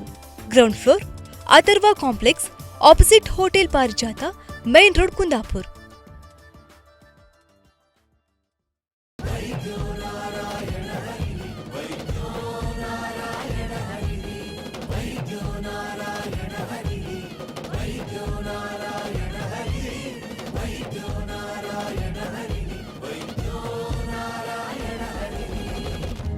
ವೀಕ್ಷಕರೇ, ವಿರಾಮದ ಬಳಿಕ ವೈದ್ಯ ಸಿಂಧು ಕಾರ್ಯಕ್ರಮಕ್ಕೆ ಮತ್ತೊಮ್ಮೆ ಸ್ವಾಗತ. ನಾವು ಇವತ್ತಿನ ಸಂಚಿಕೆಯಲ್ಲಿ ಕೆಳಬೆನ್ನು ನೋವಿನ ಸಮಸ್ಯೆಯ ಬಗ್ಗೆ ಮಾತಾಡ್ತಾ ಇದ್ವಿ. ಡಾಕ್ಟರ್ ಶ್ಯಾಮ್ ಸುಂದರ್ ಭಟ್ ಸರ್ ನಮ್ಮೊಟ್ಟಿಗಿದ್ದಾರೆ. ಡಾಕ್ಟರ್, ವಿರಾಮದ ಬಳಿಕ ಮತ್ತೆ ಸ್ವಾಗತ. ಡಾಕ್ಟರ್, ನಾವು ಇವಾಗಲೇ ಬೆನ್ನು ನೋವಿನ ಈ ಒಂದು ಕೆಳಬೆನ್ನು ನೋವಿನ ಸಮಸ್ಯೆ ಬಗ್ಗೆ ಮಾತಾಡ್ತಾ ಇದ್ವಿ. ಕೆಲವಷ್ಟು ಮಾಹಿತಿಯನ್ನ ನೀವು ನಮಗೆ ಕೊಟ್ಟಿದ್ರಿ. ಸೊ ಅದರಲ್ಲೂ ಕೂಡ ಕೆಲವಷ್ಟು ಪರೀಕ್ಷೆಗಳ ಬಗ್ಗೆ ಹೇಳಬೇಕು ಅಂತ ಹೇಳಿದ್ರೆ, ನೀವೀಗ ಫೇಬರ್ ಟೆಸ್ಟ್ ನ ಬಗ್ಗೆ ತಿಳಿಸಿದ್ರಿ. ಈ ಸ್ಟ್ರೇಟ್ ಲೆಗ್ ರೈಸ್ ಅಂತ ಹೇಳುವ ಒಂದು ಟೆಸ್ಟ್ ಕೂಡ ಇದೆ ಅಂತ. ಸೊ ಆ ಒಂದು ಪರೀಕ್ಷೆಯ ಬಗ್ಗೆ ಏನ್ ಹೇಳ್ತೀರಾ ನೀವು? ಸ್ಟ್ರೇಟ್ ಲೆಗ್ ರೈಸಿಂಗ್ ಟೆಸ್ಟ್ ಅಂದ್ರೆ ಪೇಷಂಟ್ ಅನ್ನು ಮಲಗಿಸಿಕೊಂಡು ಕಾಲನ್ನು ಎತ್ತುವಂತ ಪರೀಕ್ಷೆ ಇದು. ಇದನ್ನು ಎತ್ತಿದಾಗ ಏನಾಗ್ತದೆ ಅಂತ ಹೇಳಿದ್ರೆ, ಸಯಾಟಿಕ್ ನರ್ವಿನ ಡಿಸ್ಟ್ರಿಬ್ಯೂಷನ್ ನಲ್ಲಿ ಪೇನ್ ಕಾಣಿಸ್ಕೊಳ್ಬಹುದು. ಅದು it's a sign of disc prolapse, ನರಕ್ಕೆ ಒತ್ತುತ್ತಾ ಇರುವಂತ ಚಿಹ್ನೆ ಅದು. ಸೊ ನಾವು ಎಷ್ಟು ಎತ್ತಿದಾಗ ನೋವು ಕಾಣಿಸ್ಕೊಳ್ತದೆ ಅದು depends on the severity. So ತುಂಬಾ ಸಿವಿಯರ್ ಆಗಿ ಡಿಸ್ಕ್ ಪ್ರೊಲ್ಯಾಪ್ಸ್ ಇದ್ದು ನರಕ್ಕೆ ಒತ್ತುತ್ತಾ ಇದೆ ಅಂತ ಹೇಳಿದ್ರೆ ಕಾಲು ಸ್ವಲ್ಪ ಎತ್ತಿದ್ರೇನೆ ನೋವು ಕಾಣಿಸ್ಕೊಳ್ಳೋದು. 30-40 ಡಿಗ್ರಿ ಎತ್ತಿದಾಗಲೇ ನೋವು ಬರ್ಬೋದು. ಅದನ್ನ ಟೆಸ್ಟ್ ಪಾಸಿಟಿವ್ ಅಂತ ಹೇಳ್ತೇವೆ. ಅದೇ ರೀತಿ ಕ್ರಾಸ್ಡ್ SLR ಅಂತಿದೆ. SLR ಅಂದ್ರೆ ಸ್ಟ್ರೈಟ್ ಲೆಗ್ ರೈಸಿಂಗ್ ಅನ್ನೋದ್ರೆ ಶಾರ್ಟ್ ಫಾರ್ಮ್. ಕ್ರಾಸ್ಡ್ SLR ಇದ್ರೆ ನಾರ್ಮಲ್ ನೋವು ಇಲ್ಲದೆ ಇರುವಂತಹ ಕಾಲನ್ನು ಎತ್ತಿದಾಗ ಈ ಕಾಲಿಗೆ ನೋವು ಬಂದ್ರೆ ಅದನ್ನು ಕ್ರಾಸ್ಡ್ SLR ಅಂತ. It is almost 100% confirmatory of disc prolapse. So ಹಾಗೆ ಡಾಕ್ಟರ್, ಒಬ್ಬ ರೋಗಿ ಅಂತ ಹೇಳಿ ಈ ಒಂದು ಬ್ಯಾಕ್ ಪೇನ್ ಸಮಸ್ಯೆ ಇದೆ ಅಂತ ಹೇಳಿ ನಿಮ್ಮ ಹತ್ರ ಬಂದಾಗ ನೀವು ಪ್ರಾಥಮಿಕ ಒಂದು ಚಿಕಿತ್ಸೆಯನ್ನ ಕೊಡುವ ಮೊದಲು ಅವರಿಗೆ ಕೆಲವಷ್ಟು ಚಿಕಿತ್ಸೆ ಅಂದ್ರೆ ಮೆಡಿಸನ್ ಅನ್ನ ಕೊಟ್ಟು ಗುಣ ಆಗ್ತದ ನೋಡ್ತೀರಾ. ಆದ್ರೆ ಸಾಮಾನ್ಯವಾಗಿ ಯಾವಾಗ್ಲೂ ಈ ಒಂದು ಲೋ ಬ್ಯಾಕ್ ಪೇನ್ ಅನ್ನ ಅನುಭವಿಸ್ತಾ ಇರುವಂತಹ ಒಬ್ಬ ವ್ಯಕ್ತಿ ಡಾಕ್ಟರ್ ಹತ್ರ ಬರಬೇಕು ಅಂತ ಹೇಳೋದಕ್ಕಿಂತ ಮುಂಚೆ ನಿಯಮಿತವಾದ ತಪಾಸಣೆ ಅಗತ್ಯ ಇರ್ತದ ಅಂತ ಹೇಳ್ತೀರಾ? ನಿಯಮಿತವಾದ ತಪಾಸಣೆ ಯಂಗ್ ಇಂಡಿವಿಜುವಲ್ಸ್ ಅಲ್ಲಿ ಅಗತ್ಯ ಇಲ್ಲ. ಓಕೆ. ಆದ್ರೆ ವಯಸ್ಕರಲ್ಲಿ ಪೋಸ್ಟ್ ಮೆನೋಪಾಸಲ್ ಆದ ನಂತರ ಒಂದು ನಿಯಮಿತವಾಗಿ ವರ್ಷಕ್ಕೊಂದ್ಸಾರಿ ಪರೀಕ್ಷೆ ಮಾಡಿಸ್ಕೊಳ್ಬಹುದು. ಯಾಕಂತ ಹೇಳಿದ್ರೆ ಆಸ್ಟಿಯೋಪೋರೋಸ್ ಅನ್ನುವಂಥದ್ದು ಬರೀ ಪೋಸ್ಟ್ ಮೆನೋಪಾಸಲ್ ಅಥವಾ ಸೆನೈಲ್ ಆಸ್ಟಿಯೋಪೋರೋಸ್ ಆಗಿರುವುದಿಲ್ಲ. ಕೆಲವೊಮ್ಮೆ ಹಲವು ಅದರ ಬೇರೆ ಕಾರಣಗಳಿಂದ ಕೂಡ ಆಗುವಂತ ಸಾಧ್ಯತೆ ಇರ್ತದೆ. ಹಾಗೆ ಅದನ್ನು ಪತ್ತೆ ಹಚ್ಚಲಿಕ್ಕೆ ಬೇಕಾಗಿ ವಾರ್ಷಿಕವಾಗಿ ಒಂದು ಪರೀಕ್ಷೆಯನ್ನು ಮಾಡಿಸ್ಕೊಳ್ಬಹುದು. ಓಕೆ. ಹಾಗೆ ನಾವು ಇಷ್ಟೆಲ್ಲ ನೀವೀಗ ಹೇಳಿದ್ರೆ ಕೆಲವಷ್ಟು ಪರೀಕ್ಷೆಗಳನ್ನ ನೀವು ಮಾಡಿಸುವಾಗ ಕಾಲನ್ನ ಎತ್ತುವಾಗ ಅದರಲ್ಲಿ ಸಮಸ್ಯೆ ಇದ್ರೆ ಅವರಿಗೆ ಸಿವಿಯಾರಿಟಿ ಇದೆ ಅಂತ ಹೇಳಿ ನಾವು ಪತ್ತೆ ಹಚ್ತೇವೆ ಅಂತ. ಹಾಗಿರುವಾಗ ದೈನಂದಿನ ಒಂದು ಜೀವನದಲ್ಲಿ ನಮ್ಮಲ್ಲಿ ನಾವು ಬದಲಾವಣೆಯನ್ನ ಮಾಡ್ಕೊಂಡ್ರೆ, ಫಾರ್ ಎಕ್ಸಾಂಪಲ್ ಒಂದು ಯೋಗ ವ್ಯಾಯಾಮವನ್ನ ಮಾಡ್ಕೊಂಡ್ರೆ ಇದಕ್ಕೇನಾದ್ರೂ ನಮ್ಮ ಈ ಒಂದು ಲೋ ಬ್ಯಾಕ್ ಸಮಸ್ಯೆ, ಲೋ ಬ್ಯಾಕ್ ಪೇನ್ ಬರದಾಗೆ ನಾವು ಕಾಪಾಡಿಕೊಳ್ಳಿಕ್ಕೆ ಸಾಧ್ಯ ಆಗ್ತದ? ಹಲವು ಇಂಟಿಗ್ರೇಟಿವ್ ಮೆಡಿಸಿನ್ ಅಂತ ಹೇಳ್ತೇವೆ. ಎಲ್ಲ ಸಿಸ್ಟಮ್ಗಳನ್ನು ಒಟ್ಟಿಗೆ ಕೂಡಿಸ್ಕೊಂಡು ಒಳ್ಳೊಳ್ಳೆ ಅಂಶಗಳನ್ನು ತೆಗೆದುಕೊಂಡು ಮಾಡುವಂಥದ್ದು. So it is definitely useful to integrate other systems of medicine. So ಯೋಗದಲ್ಲಿ ಹೆಚ್ಚಾಗಿ ನಾವು ಮುಂದೆ ಬಗ್ಗುವಂತ ವ್ಯಾಯಾಮಗಳನ್ನು ನಾವು ಅವಾಯ್ಡ್ ಮಾಡ್ಲಿಕ್ಕೆ ಹೇಳ್ತೇವೆ. ಬೇರೆ ಯೋಗಾಸನಗಳನ್ನು ಮಾಡಬಹುದು ಜಾಗೃತೆಯಾಗಿ, ಅಂದ್ರೆ ನಿಯಮಿತವಾಗಿ ಮಾಡ್ಕೊಂಡ್ರೆ ಸ್ವಲ್ಪ ಚೇಂಜಸ್ ಅನ್ನ ಕಾಣಬಹುದು ನಾವು ಅಂತ. ಹಾಗೆ ಈ ಒಂದು ಸ್ಪೈನಲ್ ಇಂಜೆಕ್ಷನ್ಸ್ ಅಂತ ಹೇಳ್ತೇವೆ, ಈ ಒಂದು ಸ್ಪೈನಲ್ ಇಂಜೆಕ್ಷನ್ಸ್ ಬಗ್ಗೆ ನಮ್ಮ ವೀಕ್ಷಕರಿಗೆ ಏನು ಮಾಹಿತಿಯನ್ನ ಕೊಡ್ತೀರಾ? ಈ ಚಿತ್ರದಲ್ಲಿ ಕಾಣಿಸ್ಕೊಂಡ ಹಾಗೆ 2 ತರದ ನರದ ಇಂಜೆಕ್ಷನ್ ಕೊಡ್ತೇವೆ. ಒಂದು ಟ್ರಾನ್ಸ್ಫೋರಮಿನಲ್ ಇಂಜೆಕ್ಷನ್ ಅಂತ, ಇದು ಸಯಾಟಿಕ್ ನರದ ಬೇರಿಗೆ ಕೊಡುವಂತದ್ದು. ಇದು ಸಯಾಟಿಕ ಇದ್ರೆ ಆ ಭಾಗಕ್ಕೆ ಕೊಡುವಂತದ್ದು. ಇದು ಎರಡು ರೀತಿಯಲ್ಲಿ ಹೆಲ್ಪ್ ಆಗ್ತದೆ. ನಾವು ಅದನ್ನು ಸ್ಟಿರಾಯ್ಡ್ ಮತ್ತೆ ಲೋಕಲ್ ಅನೆಸ್ಥೆಟಿಕ್ ಮಿಕ್ಸ್ ಮಾಡಿ ಕೊಡುವಂತದ್ದು. ಇದು ಯಾವಾಗ ಹೆಲ್ಪ್ ಆಗ್ತದೆ ಅಂದ್ರೆ ಸಯಾಟಿಕ ಇದ್ದಾಗ, ಒಂದು ಸೈಡಿನ ನೋವು ಇದ್ದಾಗ ಇದು ಯೂಸ್ಫುಲ್ ಆಗ್ತದೆ. ಇದು 2 ರೀತಿಯಲ್ಲಿ ಹೆಲ್ಪ್ ಆಗ್ತದೆ. ಒಂದು ಪೇಷಂಟಿಗೆ ನೋವು ಶಮನ ಮಾಡ್ತದೆ, ಇಮಿಡಿಯೇಟ್ ರಿಲೀಫ್ ಸಿಗ್ತದೆ. ಎರಡನೇದು ಇಂಥ ಜಾಗದಿಂದ ನಮಗೆ ನೋವು ಬರ್ತಾ ಇದೆ ಅಂತ ಕನ್ಫರ್ಮ್ ಆಗ್ತದೆ. ಸೊ 2 ರೀತಿಯಲ್ಲಿ ಹೆಲ್ಪ್ ಇದೆ. ಸೊ ಈ ಒಂದು ಡ್ರಾಬ್ಯಾಕ್ ಅಂತ ಏನಂತ ಹೇಳಿದ್ರೆ ಇದು ಟೆಂಪರರಿ ರಿಲೀಫ್. ಈ ಸ್ಟಿರಾಯ್ಡ್ ನ ಇಫೆಕ್ಟ್ ಹೋದ ನಂತರ ಪುನಃ ನೋವು ಕಾಣಿಸ್ಕೊಳ್ಬಹುದು. ಯಾಕಂದ್ರೆ ಆ ಡಿಸ್ಕ್ ಅನ್ನು ನಾವು ಇದ್ ಮಾಡ್ತಾ ಇಲ್ಲ, ಅಡ್ರೆಸ್ ಮಾಡ್ತಾ ಇಲ್ಲ, ಹಾಗಾಗಿ ಮತ್ತೆ ನೋವು ಕಾಣಿಸ್ಕೊಳ್ಬಹುದು. ಆದ್ರೆ ಒಂದು ತೊಂದರೆ ಏನಂತ ಹೇಳಿದ್ರೆ ಡಯಾಬಿಟಿಕ್ಸ್ ಇರುವವರಲ್ಲಿ ಬಹಳ ಕೇರ್ಫುಲ್ ಆಗಿ ಕೊಡಬೇಕಾಗ್ತದೆ. ಡಯಾಬಿಟಿಕ್ಸ್ ಇರುವವರಲ್ಲಿ steroid is contraindicate. So we have to control the diabetes, ಆಮೇಲೆ ಕೊಡಬೇಕಾಗ್ತದೆ. ಹಾಗೆ ಡಾಕ್ಟರ್, ಈ MRI ಸ್ಕ್ಯಾನ್ ಅಲ್ಲಿ ಈ ಡಿಸ್ಕ್ ಬಲ್ಜ್ ಅಂತ ಹೇಳಿ ಬರ್ತದೆ, ಸೊ ಅದು ಏನು ಅಂತ ಹೇಳ್ತೀರಾ? ಅದೇ ಈ ಬಿಲ್ಲೆ ಅಂತ ಹೇಳ್ತೇವೆ, 2 ಕಶೇರುಕಗಳ ಮಧ್ಯೆ ಇರುವಂತಹ ಬಿಲ್ಲೆ, ಅದು ಸ್ಲಿಪ್ ಆಗಿ ನರಗಳ ಮೇಲೆ ಒತ್ತಡ ಬರುವಂತದ್ದು. ಅದು ಹಲವಾರು ಗ್ರೇಡ್ಗಳಲ್ಲಿದ್ದಾವೆ. ಒಂದು ಫಸ್ಟ್ ಬಲ್ಜ್ ಅಂತ ಹೇಳ್ತೇವೆ, ಬರೇ ಒಂದು ಉಬ್ಬಿರುವಂತದ್ದು, ಸ್ಪೈನಲ್ ಕೆನಾಲ್ ನ ಒಳಗಡೆ ಉಬ್ಬಿರುವಂತದ್ದು. ಸೆಕೆಂಡ್ ಪ್ರೊಟ್ರೂಷನ್ ಅಂತ ಹೇಳ್ತೇವೆ, ಆವಾಗ ಅದು ನ್ಯೂಕ್ಲಿಯಸ್ ಅನ್ನುವಂಥದ್ದು ಆನ್ಯುಲಸ್ ಅನ್ನು ಹರಿದು ಕೆನಾಲ್ ಒಳಗಡೆ ಸ್ವಲ್ಪ ಇನ್ನು ಜಾಸ್ತಿ ಉಬ್ಬಿರುವಂತದ್ದು. ಮೂರನೇದು ಎಕ್ಸ್ಟ್ರೂಷನ್ ಅಂತ ಹೇಳ್ತೇವೆ. ಎಕ್ಸ್ಟ್ರೂಷನ್ ಅಂತ ಹೇಳಿದ್ರೆ ಪೋಸ್ಟ್ ಲಿಗಮೆಂಟ್ ಹರಿದು ಅದು ಹೊರಗೆ ಬರ್ತಾ ಇದೆ. ಅಂಡ್ ಸಿಕ್ವೆಸ್ಟ್ರೇಷನ್ ಅಂತ ಹೇಳ್ತೇವೆ, ಆವಾಗ ಆ ಪೀಸ್ ಸಪರೇಟ್ ಆಗಿ ಸ್ಪೈನಲ್ ಕೆನಾಲ್ ನಲ್ಲಿ ಫ್ರೀ ಆಗಿ ಮೂವ್ ಆಗುವಂತದ್ದು. ಸೊ 4 ಗ್ರೇಡಿನ ಡಿಸ್ಕ್ ಪ್ರೊಲ್ಯಾಪ್ಸ್ ಇದೆ. ಸೊ ಇದರಿಂದ ಕೂಡ ಅಂದ್ರೆ ನೋವಿನ ಒಂದು ಅಂಶ ಜಾಸ್ತಿ ಆಗಿರ್ತದೆ ರೋಗಿಯಲ್ಲಿ, ಹಾಗೆ ಹೇಳಿಕ್ ಆಗುದಿಲ್ಲ. ಆದ್ರೆ ಡಿಗ್ರಿ ಆಫ್ ಇದು ತೊಂದರೆ ಜಾಸ್ತಿ, ಸಿಕ್ವೆಸ್ಟ್ರೇಷನ್ ಆಗಿರುವಂತ ಇದರಲ್ಲಿ ತೊಂದರೆ ಜಾಸ್ತಿ. ಹಾಗೆ ಈ ಮಿನಿಮಲ್ ಇನ್ವೇಸಿವ್ ಸ್ಪೈನ್ ಸರ್ಜರಿ ಅಂತ ಹೇಳ್ತಾರೆ, ಇದು ಏನು ಅಂತ ಹೇಳ್ಬೋದಾ? ಹಳೆ ಕಾಲದಲ್ಲಿ ನಾವು ಲ್ಯಾಮಿನೆಕ್ಟಮಿ ಡಿಸ್ಕೆಕ್ಟಮಿ ಅಂತ ಪ್ರೊಸೀಜರ್ ಮಾಡ್ತಾ ಇದ್ದೆವು. ಅದರಲ್ಲಿ ಓಪನ್ ಪ್ರೊಸೀಜರ್, ದೊಡ್ಡ ಇನ್ಸಿಷನ್ 3-4 ಇಂಚು ಇನ್ಸಿಷನ್ ಹಾಕಿಬಿಟ್ಟು ಮಾಡುವಂತ ಸರ್ಜರಿ. ಈಗ ಹಲವಾರು ಟೆಕ್ನಿಕ್ಗಳು ಬಂದಿದ್ದೇವೆ. 2 ಸೆಂಟಿಮೀಟರ್ ಅಥವಾ ಈವನ್ 1 ಸೆಂಟಿಮೀಟರ್ ಗಾಯದಲ್ಲಿ ಈ ಡಿಸ್ಕ್ ಅನ್ನ ಅಡ್ರೆಸ್ ಮಾಡಬಹುದು. ಸೊ ಮಿನಿಮಲ್ ಇನ್ವೇಸಿವ್ ಅಂತ ಹೇಳಿದ್ರೆ ಕೆಲವು ವಿಧಾನಗಳಿದಾವೆ. ಒಂದು ಎಂಡೋಸ್ಕೋಪಿಕ್ ಸ್ಪೈನ್ ಸರ್ಜರಿ ಅಂತ ಹೇಳ್ತೇವೆ. ಅದರಲ್ಲಿ ಆರ್ಥೋಸ್ಕೋಪಿ ತರ ಅಥವಾ ಲ್ಯಾಪ್ರೋಸ್ಕೋಪಿ ತರನೇ ಸ್ಕೋಪ್ ಅನ್ನು ಯೂಸ್ ಮಾಡಿ ಡಿಸ್ಕ್ ಅನ್ನು ತೆಗೆಯುವಂತದ್ದು. ಇನ್ನೊಂದು ಟ್ಯೂಬ್ಯುಲರ್ ಡಿಸ್ಕೆಕ್ಟಮಿ ಅಂತ ಹೇಳ್ತೇವೆ. ಸಣ್ಣ ರಿಟ್ರಾಕ್ಟರ್ಸ್, ಒಂದು ಟ್ಯೂಬ್, ಒಂದು 2 ಸೆಂಟಿಮೀಟರ್ ಗಾತ್ರದ ಟ್ಯೂಬ್ ಅನ್ನು ಉಪಯೋಗ ಮಾಡಿ ಡಿಸ್ಕ್ ಅನ್ನು ತೆಗಿಬಹುದು. ಹಾಗೆ ಈ ಒಂದು ಲಾಂಗ್ ಟರ್ಮ್ ಪೇನ್ ಕಿಲ್ಲರ್ಸ್ ಅಂತ ಹೇಳ್ತೇವಲ್ಲ, ಇದನ್ನ ಜಾಸ್ತಿಯಾಗಿ ನಾವು ತಗೊಳ್ತಾ ಇದ್ರೆ ಯಾವ ರೀತಿಯ ಒಂದು ಅಡ್ಡ ಪರಿಣಾಮ ಬೀರ್ತದೆ ಅಂತ ಹೇಳ್ಬೋದಾ? ಹೌದು, ಹೆಚ್ಚಾಗಿ ಪೇನ್ ಕಿಲ್ಲರ್ಸ್ ಅನ್ನುವಂಥದ್ದು ನಾನ್ ಸ್ಟಿರಾಯ್ಡಲ್ ಆಂಟಿ ಇನ್ಫ್ಲಮೇಟರಿ ಡ್ರಗ್ಸ್ ಅನ್ನುವಂಥ ಗ್ರೂಪ್ ಇದಾಗಿರ್ತವೆ. ಇವುಗಳನ್ನು ಹೆಚ್ಚು ತೆಗೆದುಕೊಂಡ್ರೆ ಒಂದು ಹೊಟ್ಟೆಯಲ್ಲಿ ಅಲ್ಸರ್ಸ್ ಆಗ್ಬಹುದು, ಇನ್ನೊಂದು ಮೂತ್ರಪಿಂಡಗಳ ಮೇಲೆ ಪರಿಣಾಮ ಬೀರ್ತವೆ. ಸೊ ಕಿಡ್ನಿ ಫೇಲಿಯರ್ ಆಗುವಂತ ಚಾನ್ಸಸ್ ಇರ್ತದೆ. ಸೊ ಅಗತ್ಯಕ್ಕಿಂತ ಹೆಚ್ಚು ತೆಗೆದುಕೊಳ್ಬಾರದು. ಸಿವಿಯರ್ ಪೇನ್, ಅಕ್ಯೂಟ್ ಪೇನ್ ಇದ್ದಾಗ 1 ವಾರ ಮ್ಯಾಕ್ಸಿಮಮ್, 1 ವಾರ 10 ದಿವಸ ಮ್ಯಾಕ್ಸಿಮಮ್, ಅದಕ್ಕಿಂತ ಹೆಚ್ಚು ತೆಗೆದುಕೊಳ್ಬಾರದು. ಅಂದ್ರೆ ಯಾವಾಗ ನಮ್ಗೆ ಸಮಸ್ಯೆ ಕಾಣಿಸ್ಕೊಳ್ತದೋ ವೈದ್ಯರ ಸಲಹೆ ಮೇರೆಗೆ ಬೇರೆ ತೆಗೆದುಕೊಳ್ಳೋದು ಉತ್ತಮ. ಹೌದು, ಚಿಕಿತ್ಸೆಯನ್ನ ಪಡ್ಕೊಳ್ಬೇಕಾಗ್ತದೆ. ಮೆಡಿಸಿನ್ ಅನ್ನ ತಗೊಳ್ಳುವಾಗ ಕೂಡ ಬಹಳಷ್ಟು ಜಾಗ್ರತೆಯಿಂದ ಒಂದ್ಸಲ ಪೇನ್ ನಿಲ್ತು ಮತ್ತೆ ಇನ್ನೊಂದು ತಿಂಗಳಲ್ಲಿ ಸ್ಟಾರ್ಟ್ ಆಯ್ತು ಹೇಳಿದ್ರೆ ಕೂಡಲೇ ನಮ್ಗೆ ಇಷ್ಟ ಬಂದಾಗೆ ಮೆಡಿಸಿನ್ ಅನ್ನ ತಗೊಳ್ಳುವ, ಅದು ಬಹಳಷ್ಟು ಅಡ್ಡ ಪರಿಣಾಮವನ್ನ ಬೀರ್ತದೆ ಅಂತ. ಡಾಕ್ಟರ್, ಹಾಗೆ ಈ ಒಂದು ಕ್ರೋನಿಕ್ ಬ್ಯಾಕ್ ಪೇನ್ ಇರ್ತದೆ, ಕ್ರೋನಿಕ್ ಲೋ ಬ್ಯಾಕ್ ಪೇನ್ ಇರ್ತದೆ, ಇವರಿಗೆ ಅವರ ಒಂದು ದೈನಂದಿನ ಜೀವನದಲ್ಲಿ ಯಾವ ರೀತಿಯ ಒಂದು ಚೇಂಜಸ್ ಅನ್ನ ಮಾಡ್ಕೊಂಡಾಗ ಅವರು ಸ್ವಲ್ಪ ಪ್ರಯೋಜನಕಾರಿ ಒಂದು ಅಂಶವನ್ನ ನೋಡ್ಬೋದು ಅಂತ ಹೇಳ್ತೀರಾ?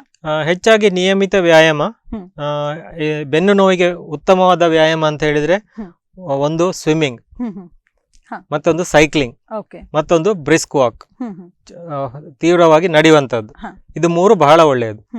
ಬೇರೆ ಯಾವುದೇ ತರದ ವ್ಯಾಯಾಮಗಳು ಬೆನ್ನು ನೋವಿಗೆ ಅಷ್ಟು ಒಳ್ಳೆಯದಲ್ಲ. ಮತ್ತೆ ಹಲವಾರು ಬೆನ್ನಿಗೆ ಸಂಬಂಧಪಟ್ಟ ವ್ಯಾಯಾಮಗಳಿರ್ತವೆ, ಅದನ್ನ ಮಾಡಬಹುದು. ಅಂದ್ರೆ ನಿಯಮಿತವಾಗಿ ಮಾಡ್ಬೇಕಾಗ್ತದೆ, ಬಟ್ ಡಾಕ್ಟರ್ಸ್ ನ ಸಲಹೆಗಳನ್ನ ಪಡ್ಕೊಳ್ಬೇಕಾಗ್ತದೆ. ಹಾಗೆ ಈಗಿನ ಒಂದು ಟ್ರೆಂಡ್ ಅಲ್ಲಿ ಹೇಳುದಾದ್ರೆ ಈ ಜಿಮ್ ಅಂತ ಹೇಳುವಂತದ್ದು, ಮತ್ತೆ ಭಾರ ಎತ್ತುವಂತಹ ಒಂದು ಕೆಲಸವನ್ನ ಮಾಡ್ಕೊಂಡು ನಾವು ನಮ್ಮ ಬಾಡಿ ಶೇಪ್ ಅನ್ನ ಮೇಂಟೈನ್ ಮಾಡ್ಕೊಳ್ಬೇಕು ಅಂತ ಹೇಳುವವರು ತುಂಬಾ ಜನ ಇರ್ತಾರೆ. ಅವರಿಗೆ ನೀವು ಯಾವ ರೀತಿಯ ಸಜೆಷನ್? ಹೌದು, ಹೆಚ್ಚಾಗಿ ಜಿಮ್ ನಲ್ಲಿ ವರ್ಕೌಟ್ ಮಾಡುವವರೇ ಬೆನ್ನು ನೋವಿಗೆ ತುತ್ತಾಗ್ತಾರೆ. ಹೌದು, ಅದೇ ನೆಲದಿಂದ ಬಗ್ಗಿ ಭಾರ ಎತ್ತುವಾಗ ಮೊಣಕಾಲನ್ನು ಮಡಚಿ ಎತ್ಕೊಳ್ಬೇಕು. ಬೆನ್ನನ್ನು ಮಾತ್ರ ಬಗ್ಸಿ ಎತ್ಕೊಂಡ್ರೆ ಬೆನ್ನಿನ ಮೇಲೆ ಸ್ಟ್ರೆಸ್ ಜಾಸ್ತಿ ಆಗ್ತದೆ. ಸೊ ಹಾಗಾಗಿ ಅದು ಒಂದು ಬಹಳ ಇಂಪಾರ್ಟೆಂಟ್. ಬೇರೆ ಯಾವುದೇ ವ್ಯಾಯಾಮ, ಕೈಗಳಿಗೆ ವ್ಯಾಯಾಮ, ಬೇರೆ ಎಲ್ಲ ವ್ಯಾಯಾಮ ಮಾಡ್ಲಿಕ್ಕೆ ಅಡ್ಡಿ ಇಲ್ಲ. ನೆಲದಿಂದ ಬಗ್ಗಿ ಭಾರ ಎತ್ತುವಾಗ ಬಹಳ ಜಾಗೃತಿ ಇರಬೇಕಾಗ್ತದೆ. ಒಂದು ಸಾರಿ ತೊಂದರೆ ಬಂದ್ಮೇಲೆ ಆಮೇಲೆ ಪರ್ಮನೆಂಟ್ ಆಗಿ ಅವನು ಭಾರ ಎತ್ತುವುದನ್ನು ಬಿಡಬೇಕಾಗ್ತದೆ. ಸೊ ಅದಕ್ಕಿಂತ ಬರುವ ಮುಂಚೆ ಜಾಗೃತಿ ಆಗಿರ್ಬೇಕು. Proper posture important ಎತ್ತುಕೊಳ್ಳುವಾಗ.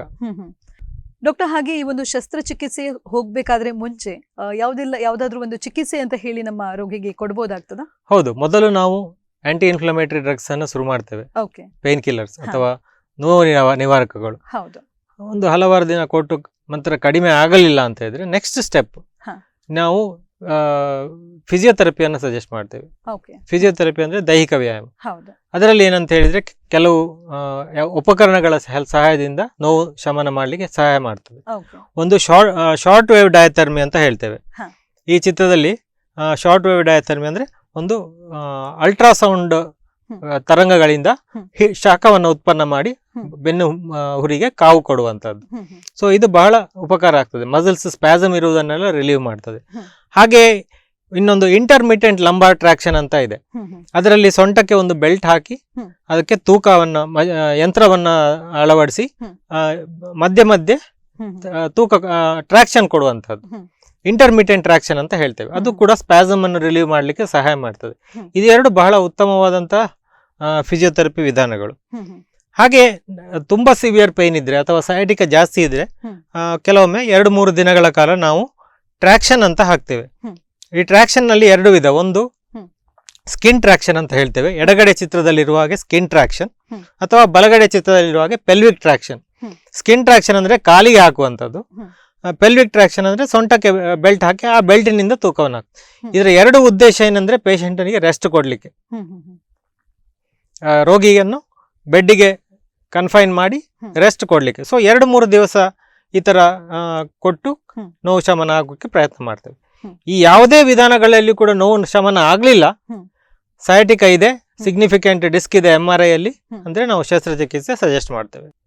ಹಾಗಾದ್ರೆ ಈ ಒಂದು ಫಿಸಿಯೋಥೆರಪಿ ಅಂತ ಹೇಳುವಂತದ್ದು ಕೂಡ ಮುಖ್ಯವಾದ ಒಂದು ಸ್ಥಾನವನ್ನ ಪಡ್ಕೊಳ್ತದೆ. ಇದರಿಂದ ಕೂಡ ಸಮಸ್ಯೆಗೆ ನಿವಾರಣೆಯನ್ನ ನಾವು ಹುಡುಕ್ಬೋದು ಅಂತ ಹೇಳ್ತೀರಾ? ಹಾಗೆ ಡಾಕ್ಟರ್, ಈ ಒಂದು ವ್ಯಾಯಾಮದ ಬಗ್ಗೆ ಹೇಳ್ಬೇಕು ಅಂತ ಹೇಳಿದ್ರೆ ಕ್ರೋನಿಕ್ ಲೋ ಬ್ಯಾಕ್ ಪೇನ್ ಇರುವಂತವರು ಯಾವ ರೀತಿಯ ವ್ಯಾಯಾಮವನ್ನ ಅನುಸರಿಸಬೇಕು ಅಂತ ಹೇಳಿ ನಿಮ್ಮ ಪ್ರಕಾರ ಹೇಳ್ಬೋದು?